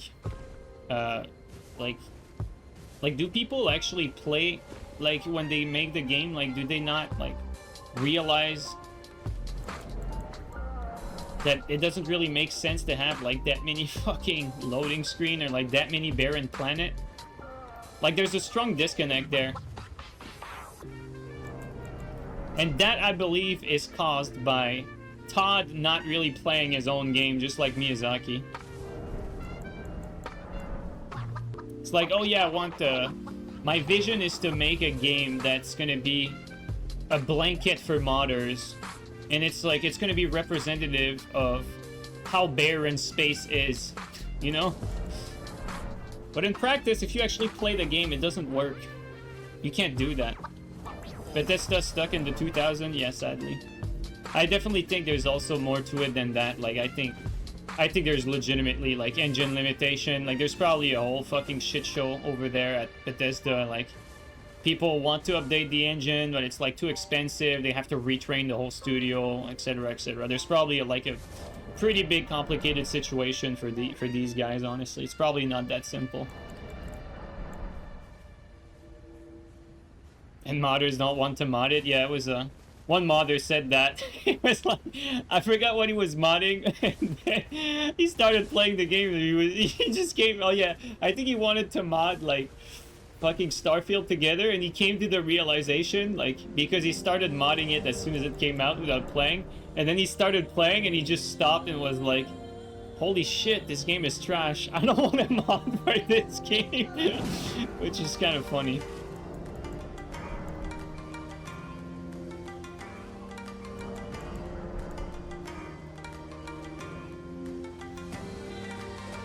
Like, I'll give you another example with Starfield. Like, you have a game, which I really like the fact that you can choose between first and third person in Starfield. I think every action-like game, like Souls-like game, should be like that. I think there's no really downside to not have it this way. With that being said, though, the fact that Starfield is mostly a shooting game, that you can play it purely in third person and you can't, like, shoulder swap your aim, just shows that they have no fucking idea what they're doing. It's just, there's no way around that. Like, come on now. Like, if anyone has ever played a third-person shooter, it's impossible to have a working third-person shooter without shoulder swap. It's legitimately impossible. You cannot do that. And there's a reason why fucking every Bethesda game has a mod that does that. But truth is, most people play these games in first person, so they don't notice. I've never played Fortnite. But I've never played a third-person shooter that didn't have shoulder swapping, though. And if Fortnite doesn't have it, which I doubt it, honestly, but I have no idea, I've never played it. If it doesn't have it, it probably doesn't have the issue of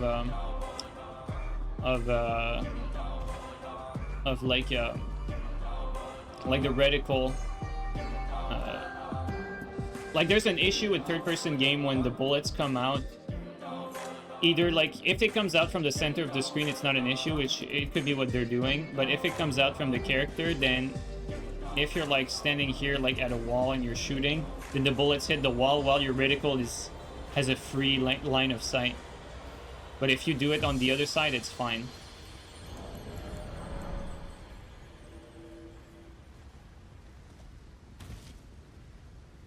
Fortnite has no shoulder swap. That's crazy. Dude, fucking even, what's it called? Even fucking Star Wars Battlefront Remake by EA had shoulder swap, dude.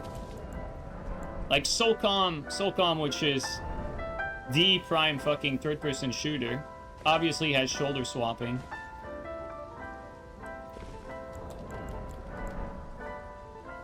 There's no other third-person shooter that comes to my mind, though. I can only think of SOCOM and, like, the Star Wars Battlefronts.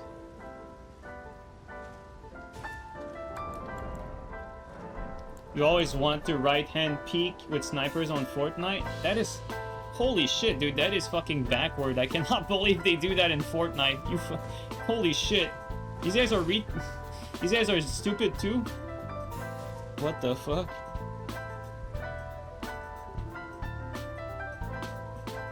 No, shoulder swap is for hip fire still. Shoulder swapping is for hip firing.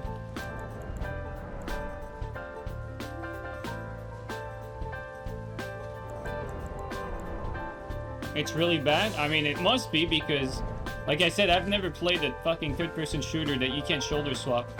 And I can imagine it. It's really awful when you don't have that option. Stupid devs everywhere? Fuck me, dude. Seems like it.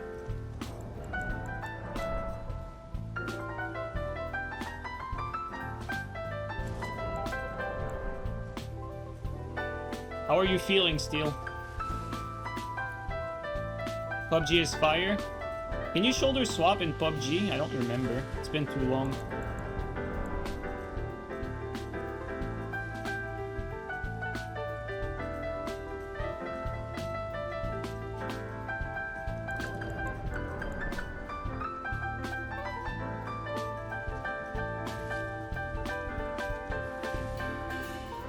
It has shoulder swap? Okay, there you go. Yes, you can. Oh, okay. So I played PUBG, like, dude, I played PUBG on fucking Xbox One, dude, at like freaking 14 FPS with my Rainbow Six buddies, like, chicken dinner after chicken dinner, but it's such a meme because it's on Xbox One at such, like, horrible FPS. I feel disgusted even just mentioning it. I still had fun, though. Yeah, it makes me feel like one of those scrubs that plays PUBG on mobile at that point. But truth be told, I was only playing because we were just like, it was our like our pub game, you know, like our game to like fucking play brain dead and relax. But because we were fucking Rainbow Six fucking tournament champions, we were just shredding everyone. Like PUBG was actually a lot of fun on with my team. I mismanaged my stamina. I thought I would hit the Phantom there.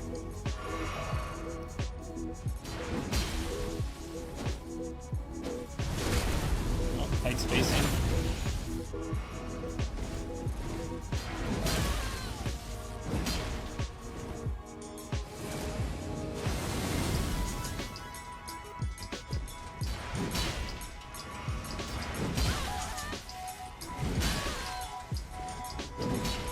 Baby jump.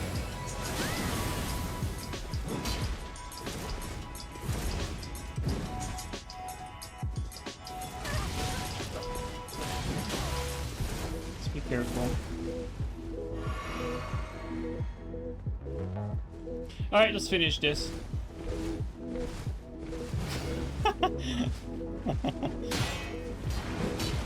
I say that as I'm getting fucking memed on by PV ears.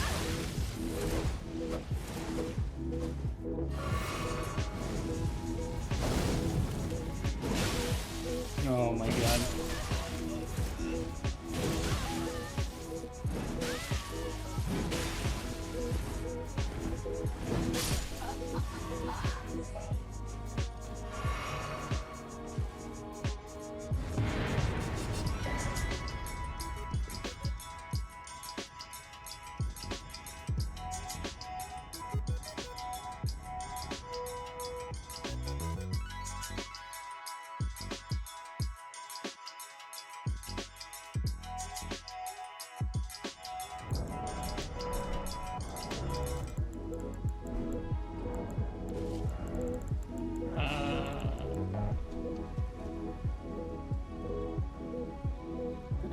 Oh, Metal Gear is another one. Dude, Metal Gear Online, dude. Metal Gear Online, I think it was MGO2 that came with Metal Gear Solid 4. God, I cannot. I know I've been talking about this game like more than a few streams, but I just cannot get over the fact that this game was probably the most underrated, skillful shooter I've ever played. That shit was just so good. I would argue that Metal Gear Online 2 was better than Metal Gear Online 3, but 3 was still skillful. But man, Metal Gear Online 2 was like... By the way, like Metal Gear Online 3 was esport for a little bit. It's just that it had no one playing, so it didn't take off or anything. Like I said, underrated games, like just not very popular, but extremely skillful. Extremely, it was great.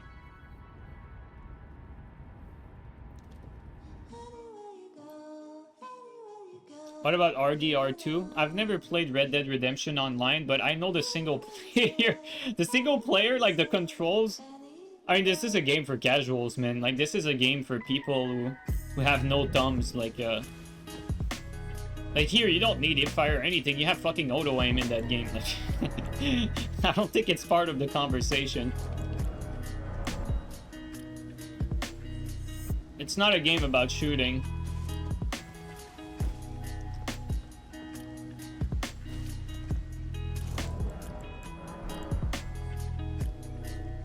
I know there's like a huge fan base behind like GTA and Red Dead. Not on PC? Well, I hope so. Fuck me, dude. But like, man, the auto-aim in these games, like, it makes you want to puke. But on the other hand, like, that's why these games are so damn popular. Like, they are casual to the fucking core. Everyone plays these. Like, gameplay-wise, they're actually pretty mediocre, but everything else is top-notch. Like, from the world to, like, story to, like, everything is, like, extremely high value in these games. But gameplay is kind of dog shit, if I'm being honest.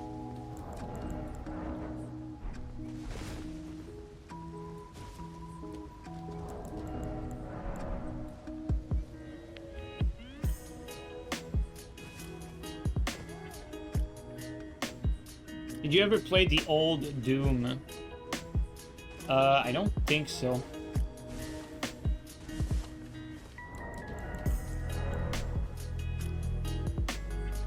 I was more into action games before being into shooters. Then I became into shooters, then into action games again, and RPGs.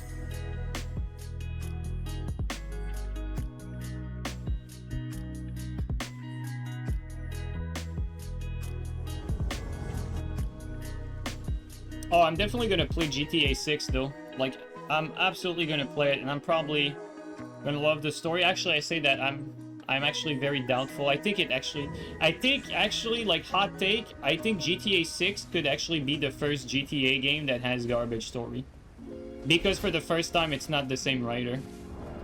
The co-creator of the studio was one of the guy who wrote basically all the Red Dead and all the GTA games until now. And that, personally, that was my reason for loving them and playing them. Like, I always felt like GTA games and Red Dead had amazing story, like, perfect satire, like, great from top to bottom. But for the first time ever, the guy left. Like, the guy left, so you're gonna have a new writer, man. And new writers doesn't really sound good to me. So I legitimately worry that GTA 6 could be the first bad story out of any GTA game ever released. I'm genuinely worried for it.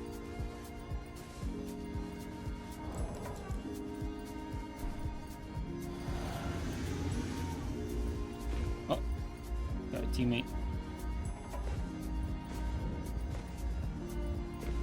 Feel like we might be going for the first ESG score for GTA. You guys know what I mean. Where are we going?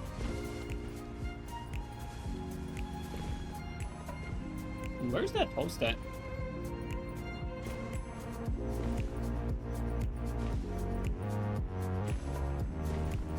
Will be for modern audience. Yeah, usually they fuck it up when they do that. Oh, there he is. What the hell?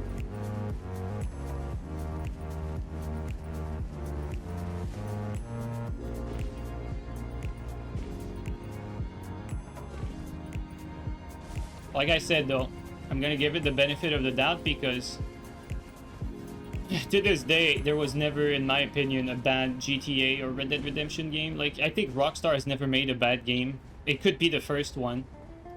Dude, what are we doing here? I think we're gonna get out of here. This is pointless.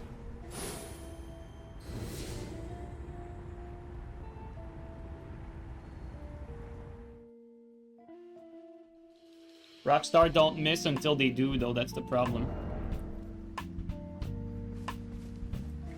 Either you quit at the top, or you fall down, or you fall from grace. I'm just joking.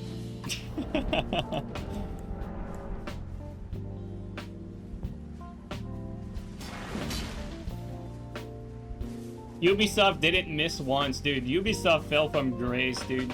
Ubisoft used to fucking, I don't know, what was it, like 15 years ago? Maybe 10, 15 years ago. Ubisoft used to come out with fucking killer games after killer games. At some point regarded as the best studio, best gaming studio. It's crazy how like now it's a meme, like no one gives a shit about Ubisoft games. Ubisoft has misses? Oh dude, now every game is a fucking miss from Ubisoft. What do you mean? But before, hell no, dude. Like I said, if you go back 15 years ago, they were like the studio where you would buy all your games from. Legitimately, like Ubisoft like only made killer games after killer games. Like, let me remind you of the OG Rainbow Six, like Rayman, Prince of Persia, Ghost Recon, Splinter Cell. Like, dude, all these games, like these old franchises, there's a reason why they strapped the fucking sticker on their game now. It's because they used to be really good and they still fool people into thinking that their series is good now. They used to be, but not anymore.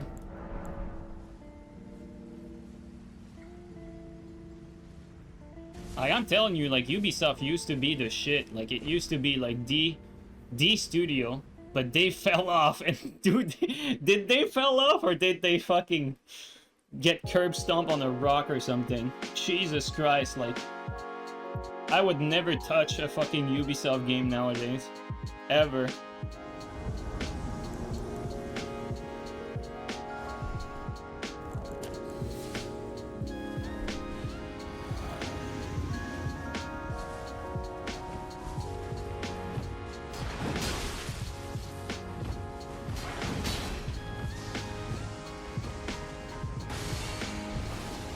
A little bit off. Bad timing. Wow, he did no damage. He had the buff active too.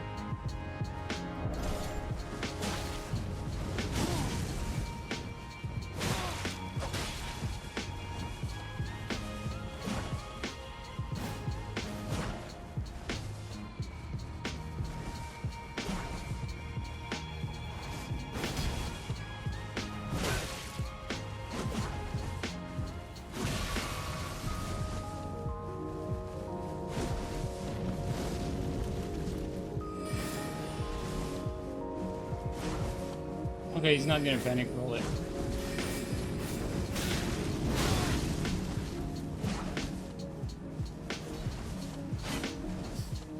He has like just enough like non-panic roll to for me to like, it's not worth it for me to just spam the HDS.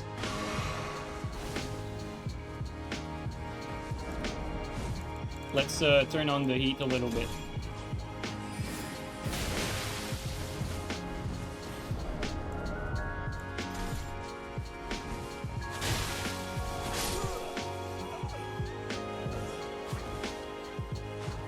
Like this PB was like just good enough to not panic roll like HTS running R2, but like anything just a little bit faster was too much for him.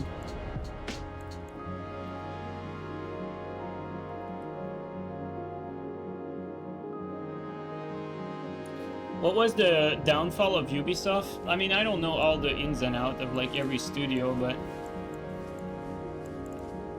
I think on top of my mind, like on top of my head, I believe they started pushing for like very scummy microtransaction, and I think the downfall started around that time. Like when they started to heavily monetize their game, I felt like the quality, that's when the quality really took a hit, I believe. And the annual Assassin's Creed game, yeah, that's another good one. Yeah. That's another good one, yeah. I would agree with that. How do I feel about Rainbow Six Siege? I feel like Rainbow Six Siege is a fucking... an insult to the franchise, like, with these fucking tons of paid classes, all these fucking gimmicks. It makes me want to puke, dude. I love Rainbow Six. I have a lot of respect for Tom Clancy. And Siege to me, like, I think Siege started as... like, you have to understand. I was a Rainbow Six Vegas 2 competitive player, like, one of the best in the entire world, and I played that game competitively for 80 years, right? And you have to keep in mind, Rainbow Six Vegas and Vegas 2 are the only really game that I can think of who have similar gameplay to Counter-Strike. And if you want to argue that any game out there is more skillful than Counter-Strike, be my guest, but I believe that Counter-Strike, as far as skill is concerned, is probably the pinnacle of shooters. And I think that's a fairly, like, standard opinion, right? So when you have a game that's centered around similar mechanics as Counter-Strike, you don't go ahead and change the mechanic for it to be like Call of Duty. And this is where I come in and tell you guys something you don't know. The thing is, the reason why I played Rainbow Six Vegas 2 for 8 years is that there was supposed to be another Rainbow Six game that was supposed to come out, and that was even announced. We had a trailer and everything. It was called Rainbow Six Patriots. And they canned that game. Rainbow Six Patriots was supposed to be the successor to Rainbow Six Vegas 2. And Rainbow Six Patriot was going to have the similar mechanic to Vegas and, I mean, the previous Rainbow Six games. Like, you know, keeping the spirit alive, keeping this genre alive, like actual tactical shooter. But because this happened around the time where Ubisoft started to get poisoned, started to come out with shit games and everything like that, there was a change, and the game got reboot for something that was supposed to give them more money, which was Siege. Siege was a game that was supposed to target a specific multiplayer market and that they could heavily monetize. That is the true backstory behind Siege. It was not supposed to be Siege. The real Rainbow Six game was called Rainbow Six Patriots and was cancelled. And that pissed me the fuck off. And instead we got this stupid fucking game that is legitimately designed.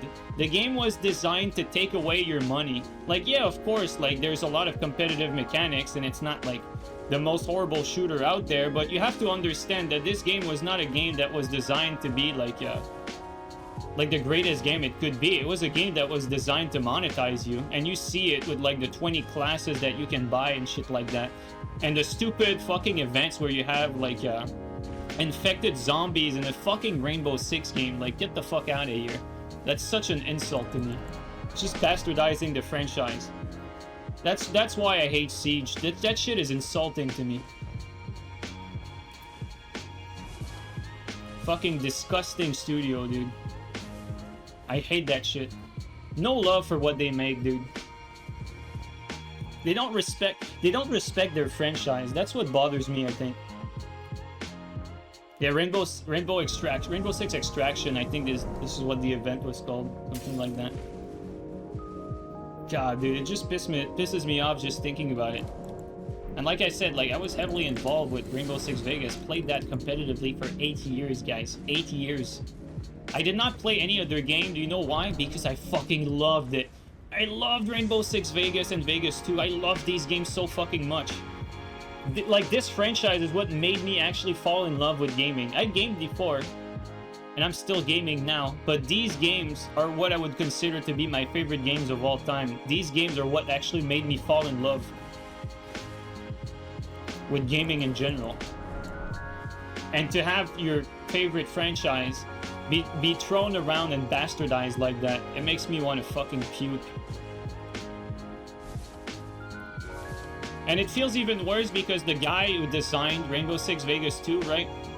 I think the guy got fucking fired, and I think that's part of why they rebooted the project. Like, there's also like a story behind, like, that guy wanted to reboot like like make a spiritual successor, but he didn't have the fund or anything. Like it was supposed to be called H-Hour. You guys can look it up on YouTube. It's basically like a game that's never going to be complete. Like spiritual successor to like Soulcom, made by the guy who basically designed Rainbow Six Vegas. It was going to be a good project, but like most indie stuff, like just never took off, and they didn't have the funds to go and the production to go for it, unfortunately. So it never came to fruition. They released like a demo. It just feels sad at the end of the day, really.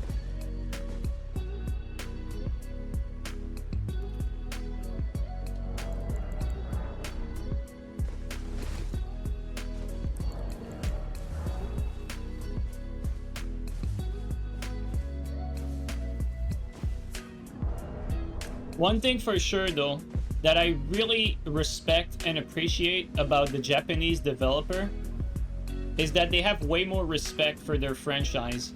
Like, From Software right now, hopefully, I mean, you know, you don't know the future, but From Software has always respected their game, like, heavily.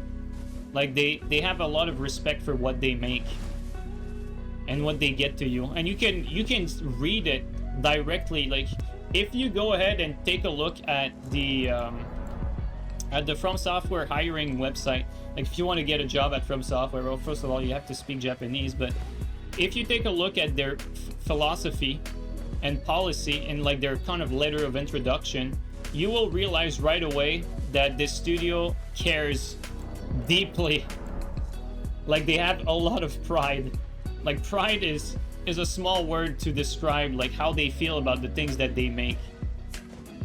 Very, very prideful, and that's a very good thing. Very, very good thing. Honor and respect. Yeah, I mean it makes sense, really.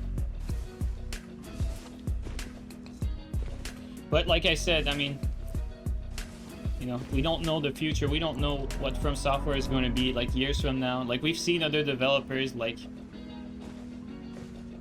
they make a bunch of shitty gacha games too, like, you know, not FromSoft, but like a lot of Japanese devs also make that, you know.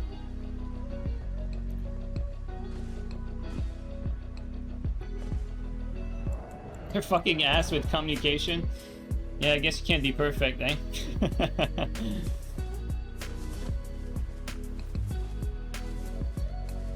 Like Konami. Oh, dude, Konami. Dude, Konami is such a weird story, man. Like, Konami to me is so weird. Like, Konami, you have a guy in Kojima, right? Kojima, undoubtedly, like, a genius when he was making Metal Gear. I genuinely think it got to his head because everyone was calling him a genius, rightfully so, because Metal Gear is a brilliant series, and, like, there wasn't really any good game that was a tactical espionage shooter. Like, what the hell? Like, there wasn't other good games like that. Like, he made his own fucking unique genre, made the story amazing, the gameplay amazing, the fucking online amazing. Like, everything about Metal Gear was so good. Like, it is, like, rightfully so do people call Kojima a genius. But that being said, when Death Stranding came out, it's like, man, you just lost it, dude. I'm sorry. It's just how it is.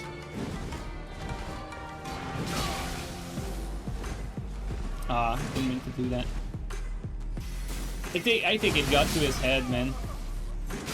I think too many people told him that he was a genius, and then we got Death Stranding.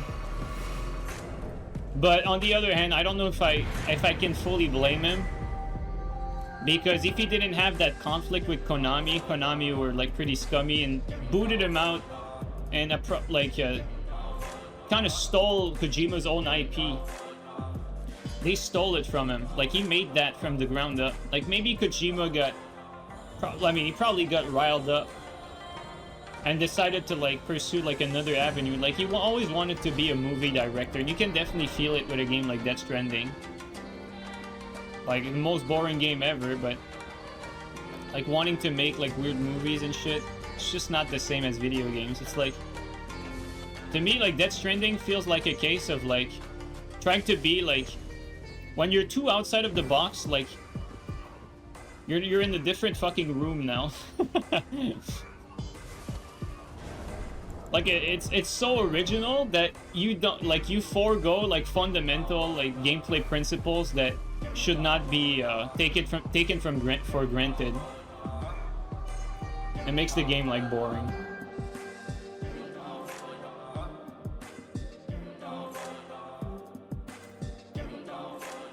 But with all that being said, you know, it's kind of harsh for Kojima.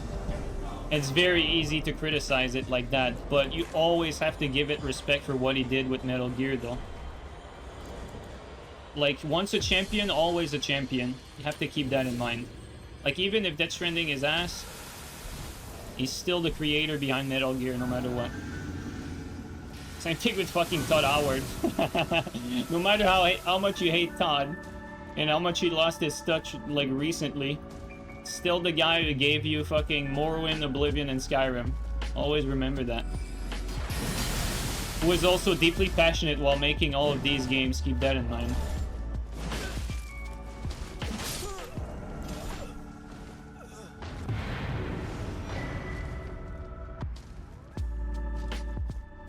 But yeah, that makes me wonder, going back to Kojima, like, if Konami didn't shit on Kojima's cereal and forced him to leave or made him leave or whatever, I wonder if we would actually have Death Stranding. Like, I wonder if we would have had instead, like, first of all, a better Metal Gear Solid 5 because he left midway through, I believe, midway through production. I wonder if we could have gotten a better Metal Gear Solid 5 and like more goodness from the Metal Gear franchise. I mean, we probably would have.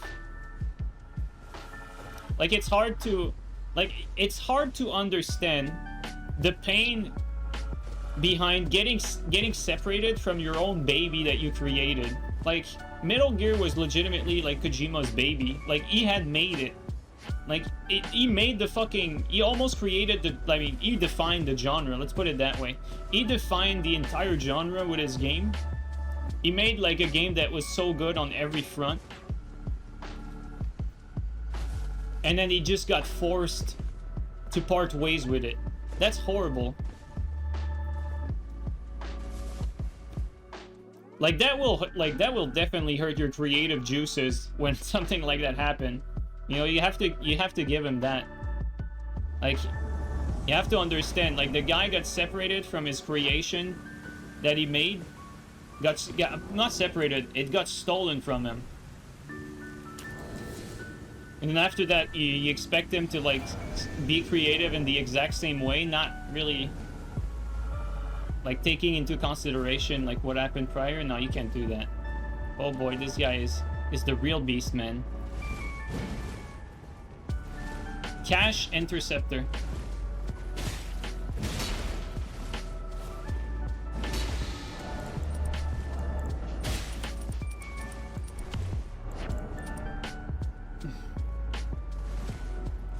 What are we doing? I thought he would do rolling me there. Oh, it ate my input. I actually did a roll catch there. Didn't come up.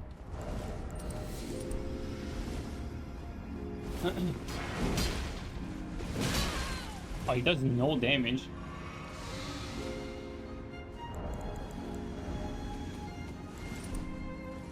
It's gonna be a long fight, guys.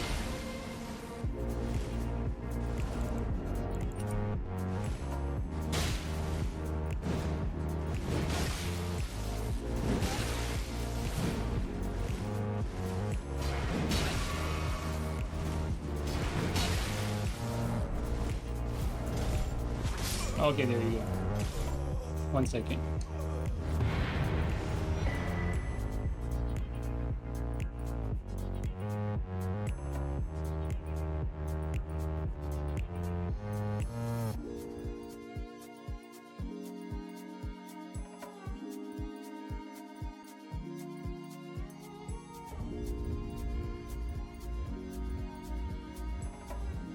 Yeah, he wasn't using the Beastmaster. Okay, let's get back into it.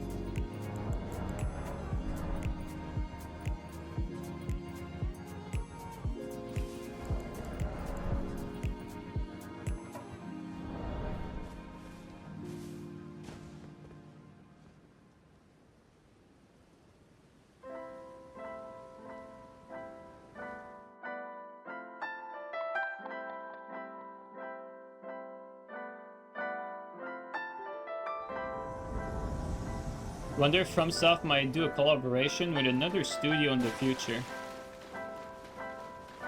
I don't know. Did they ever do a collaboration? Like, aside from publishing? I don't think so. Maybe you can enlighten us if you know something.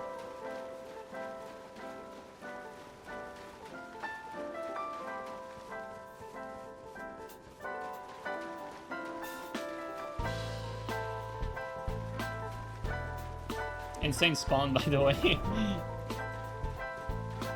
We probably should have respawned, but like today I'm just on autopilot. I'm not really thinking about what I'm doing. Collab with Capcom to make Souls-like with DMC combat. I would be curious to know like what From Software and Capcom would do together. They're kind of similar in their approach, really.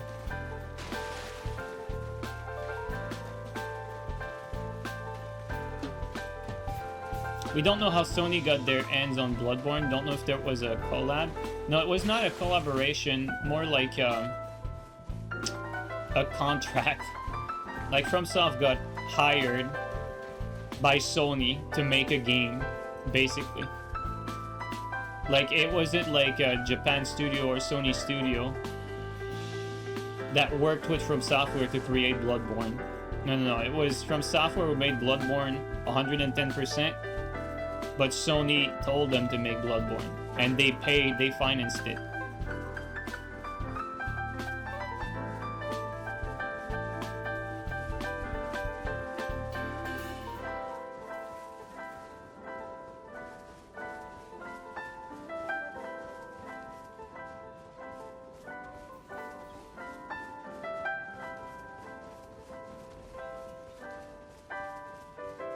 Dude, what a spawn, eh?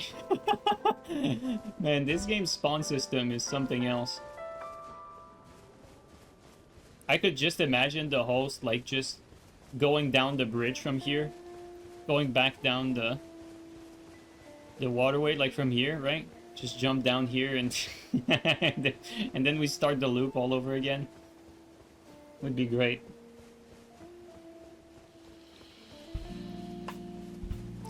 Dude, where are we going? Just imagine if we find a host AFK. That would just be perfect.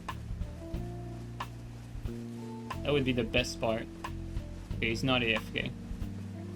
Oh, he looks... Never mind, I don't know what he looks like. He's a multi-games gamer. With a twin blade. Alright, let's use a twin blade as well.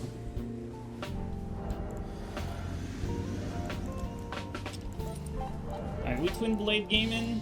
We twin blade gaming. Where is my twin blade? Alright.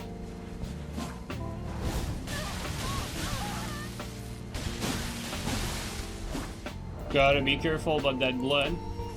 I do not underestimate it.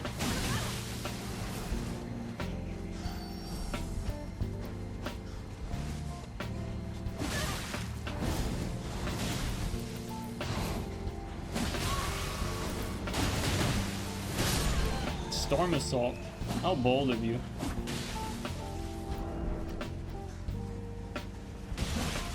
Oh, that range. There's a lot of latency.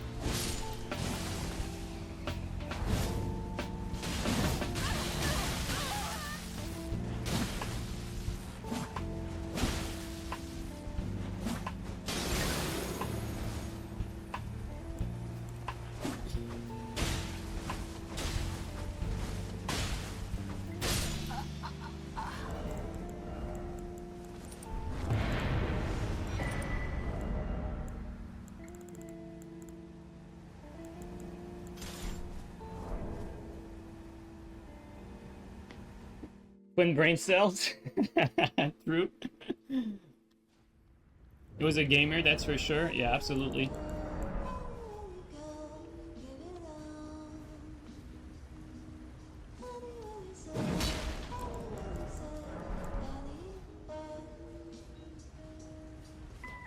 What is the lore behind Caden Knights? Mungus, Caden Knights are failed NHL players. They are players who did not make it into the NHL, and they had to become Caden Knights.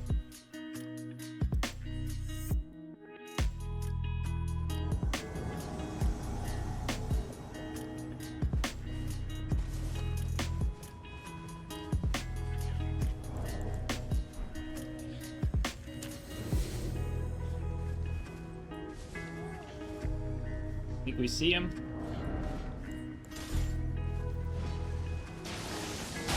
Unstealthy Ninja. Great name.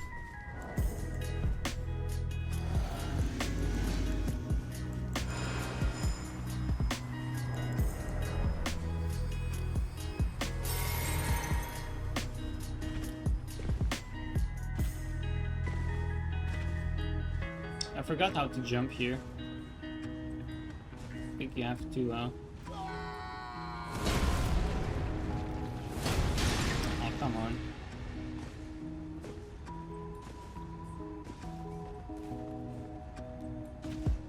There we go.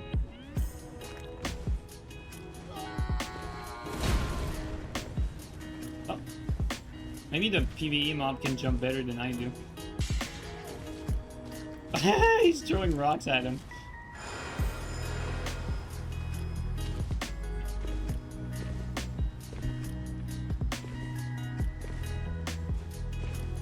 This is quite annoying. Oh, well. Insane fail. Alright. Oh, you know what? Oh.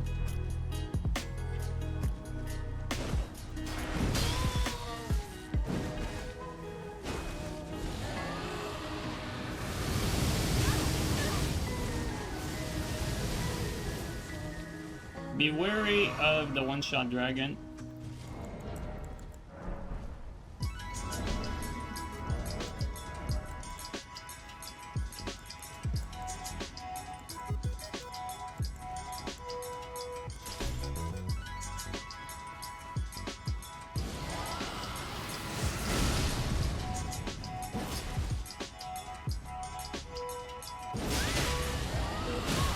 Might be it. Oh, good thing he didn't do the Brett. That was a bad play by me.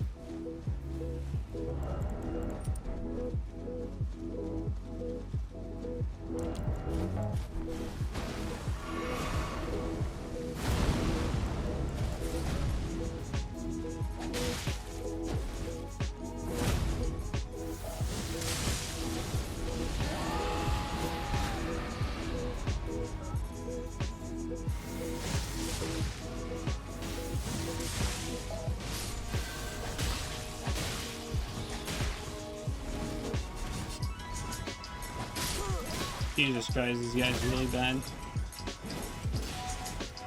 Oh, we got a teammate. Didn't need it, but oh well.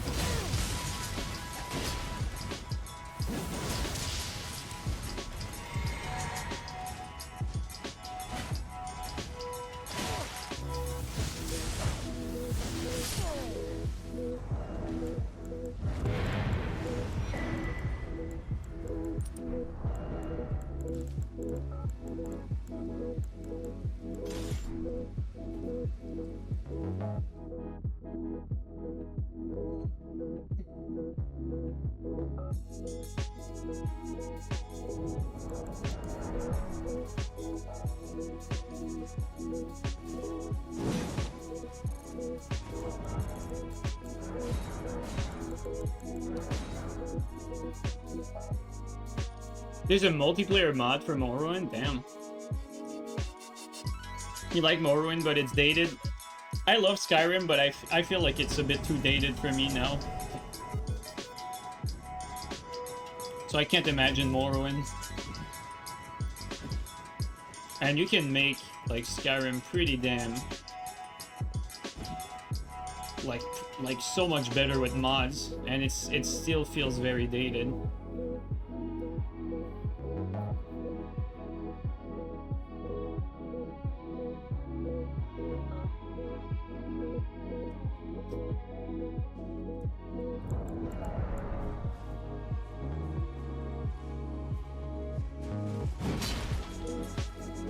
A lot of stats depth in Morrowind. Yeah, I heard a lot of good things about it. Brenna, thanks for the raid. What's up, dude?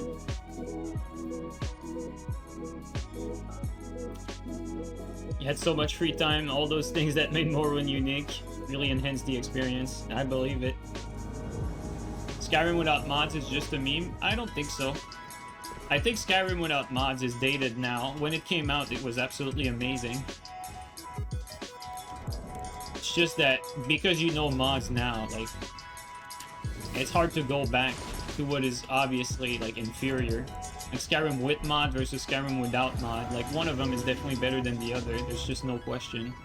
So now that you know that one of them is better in every way, it's gonna be hard to give credit to the old one.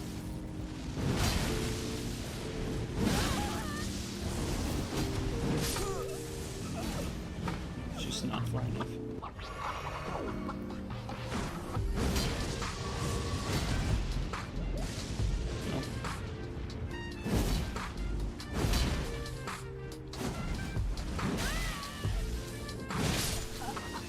I don't even bother to mix up now. Like, I just do one crouch and then I wait for them to panic. Probably teaches me bad habit.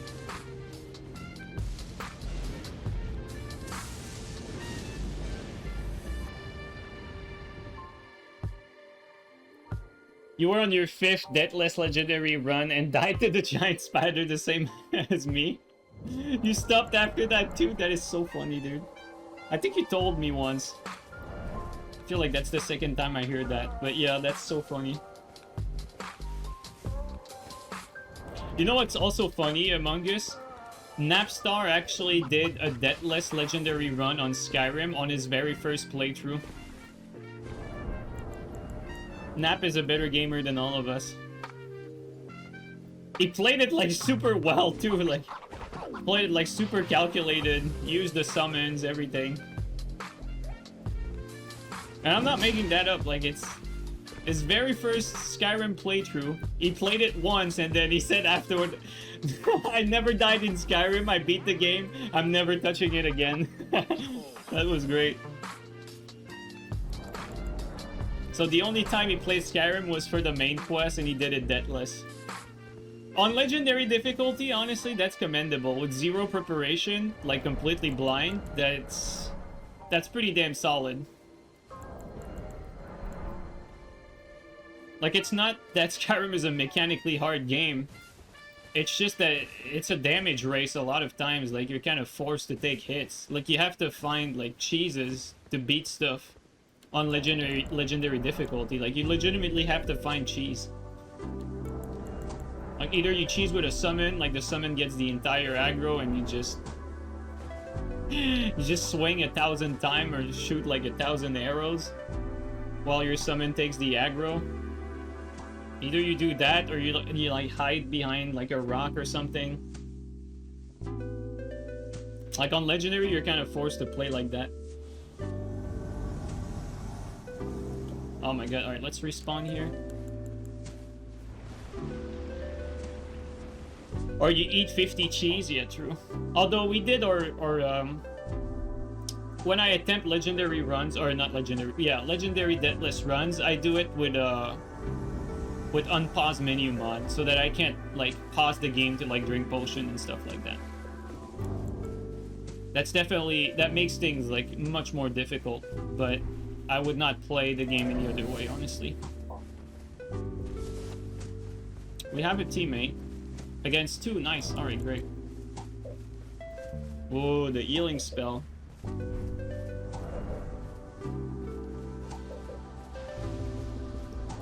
Come on, I need teammate. Let's regroup with teammate. Let's regroup with teammate here. Let's bring that. This guy's laggy. Whoa. The wrong thing.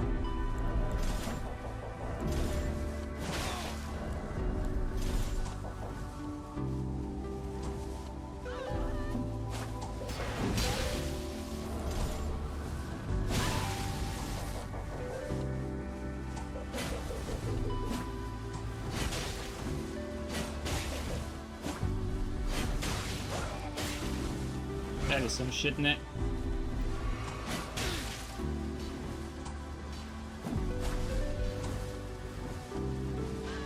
God, this guy's net is dog shit.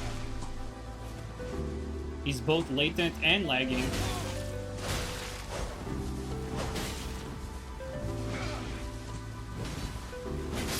Please he panic rolls.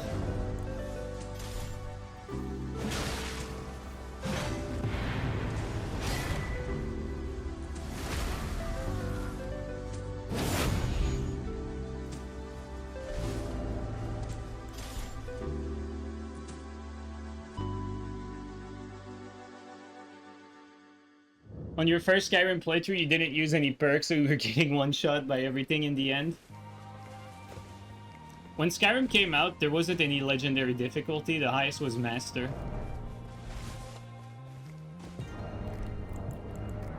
Dude, legendary difficulty in Skyrim is like probably the worst. Is probably like the worst implementation of high difficulty that I've ever seen.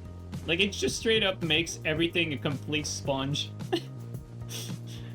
Like, it makes it so that you have to optimize your character to the brim for the game to be, like, enjoyable to play with gameplay mechanics. It's really awful, man. It's really bad.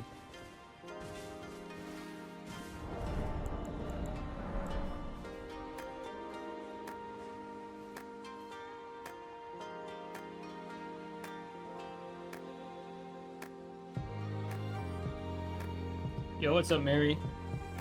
You missed dark damage? I mean, not really. Maybe we're gonna get it in the DLC, who knows? Just throwing that out, I have no idea, but not particularly. I like the fact that we have more infusions in this game. Like, I'm a big fan of cold infusions. I also like the whole, like, lightning being dex, fire being strength. I like that.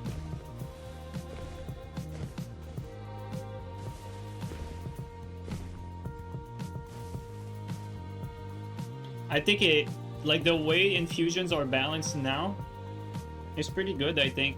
It gives, like, a legitimate reason to use, like, any single one of them. Like, basically, strength is going to be the winner for two-handed weapons physical. Dex is going to be the winner for, like, low stats investment for elemental. Then fate is going to be the winner for high stat investment for elemental. And then magic also being like an in-between between magic and fate, between fate and dex. Like, some weapons have a little bit less AR on magic, but on the other hand, you have access to cold, and you have, like, a very great variety of different Ashes of War with magic. With Fate, you have, like, all the crazy buffs. With Dex and Strength, you have access to both physical and elemental damage. It's like every infusion type or every build type has a little something going for it. It's quite nice.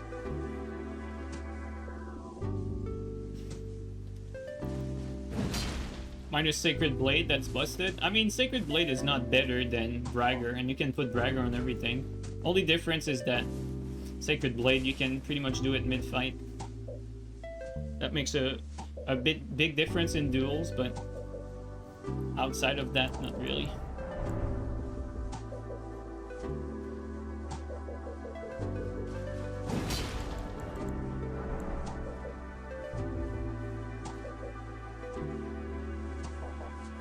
Oh yeah, the lightning environmental buff is definitely like a major plus for Dex, for sure.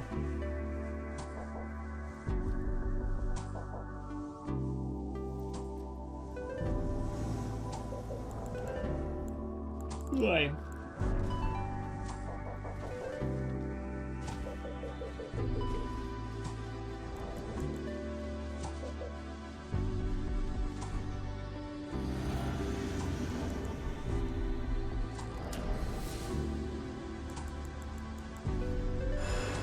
Uh-oh. We're in danger, guys.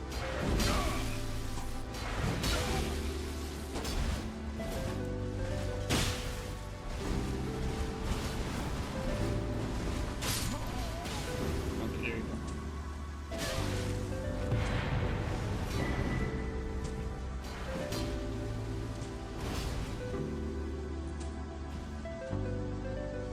Some would say you have oil pots for fire. Yeah.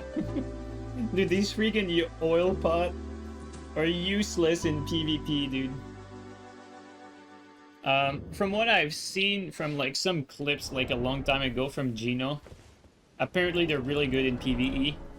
Like, you can one-shot bosses if you oil them up before blasting them.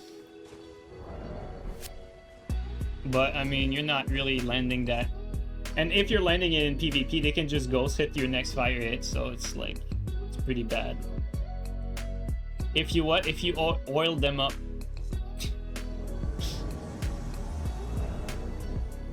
You've never oiled up anyone, Jake?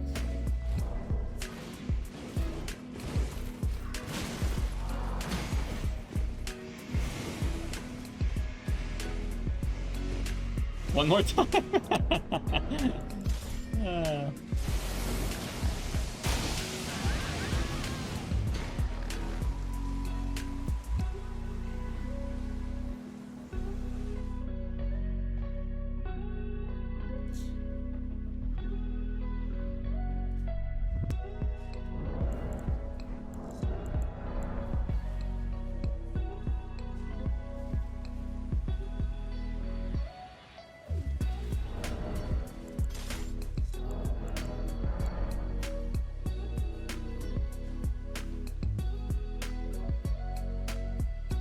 We're Elden Ring players, we oil ourselves up and that's it, yeah. Yeah, maybe not. Oiling up Margit for your blasphemous blade, yep, exactly.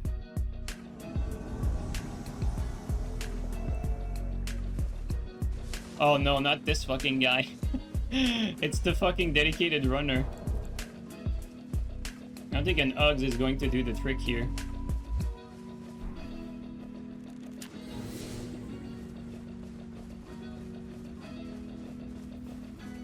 It's the guy who runs in DCs. Actually, let's use where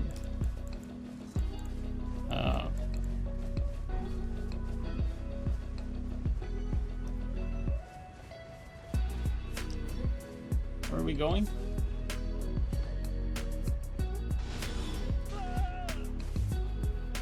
I think he just got shot. Yeah. Sorry, I don't want it.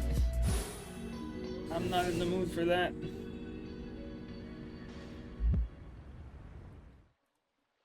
Can keep running, bro. I'll cheer for you. Get that 3-pointer afterward. If you get the touchdown.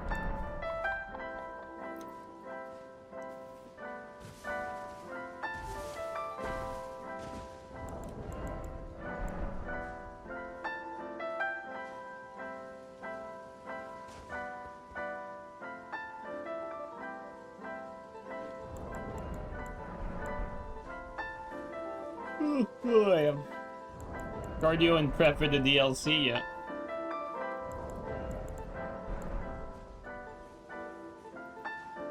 Yeah, I remember this guy. He's basically what he does is he runs away until he gets a blue, and he fights just a little bit with a blue, and then you beat them, and then before he dies, he DCs.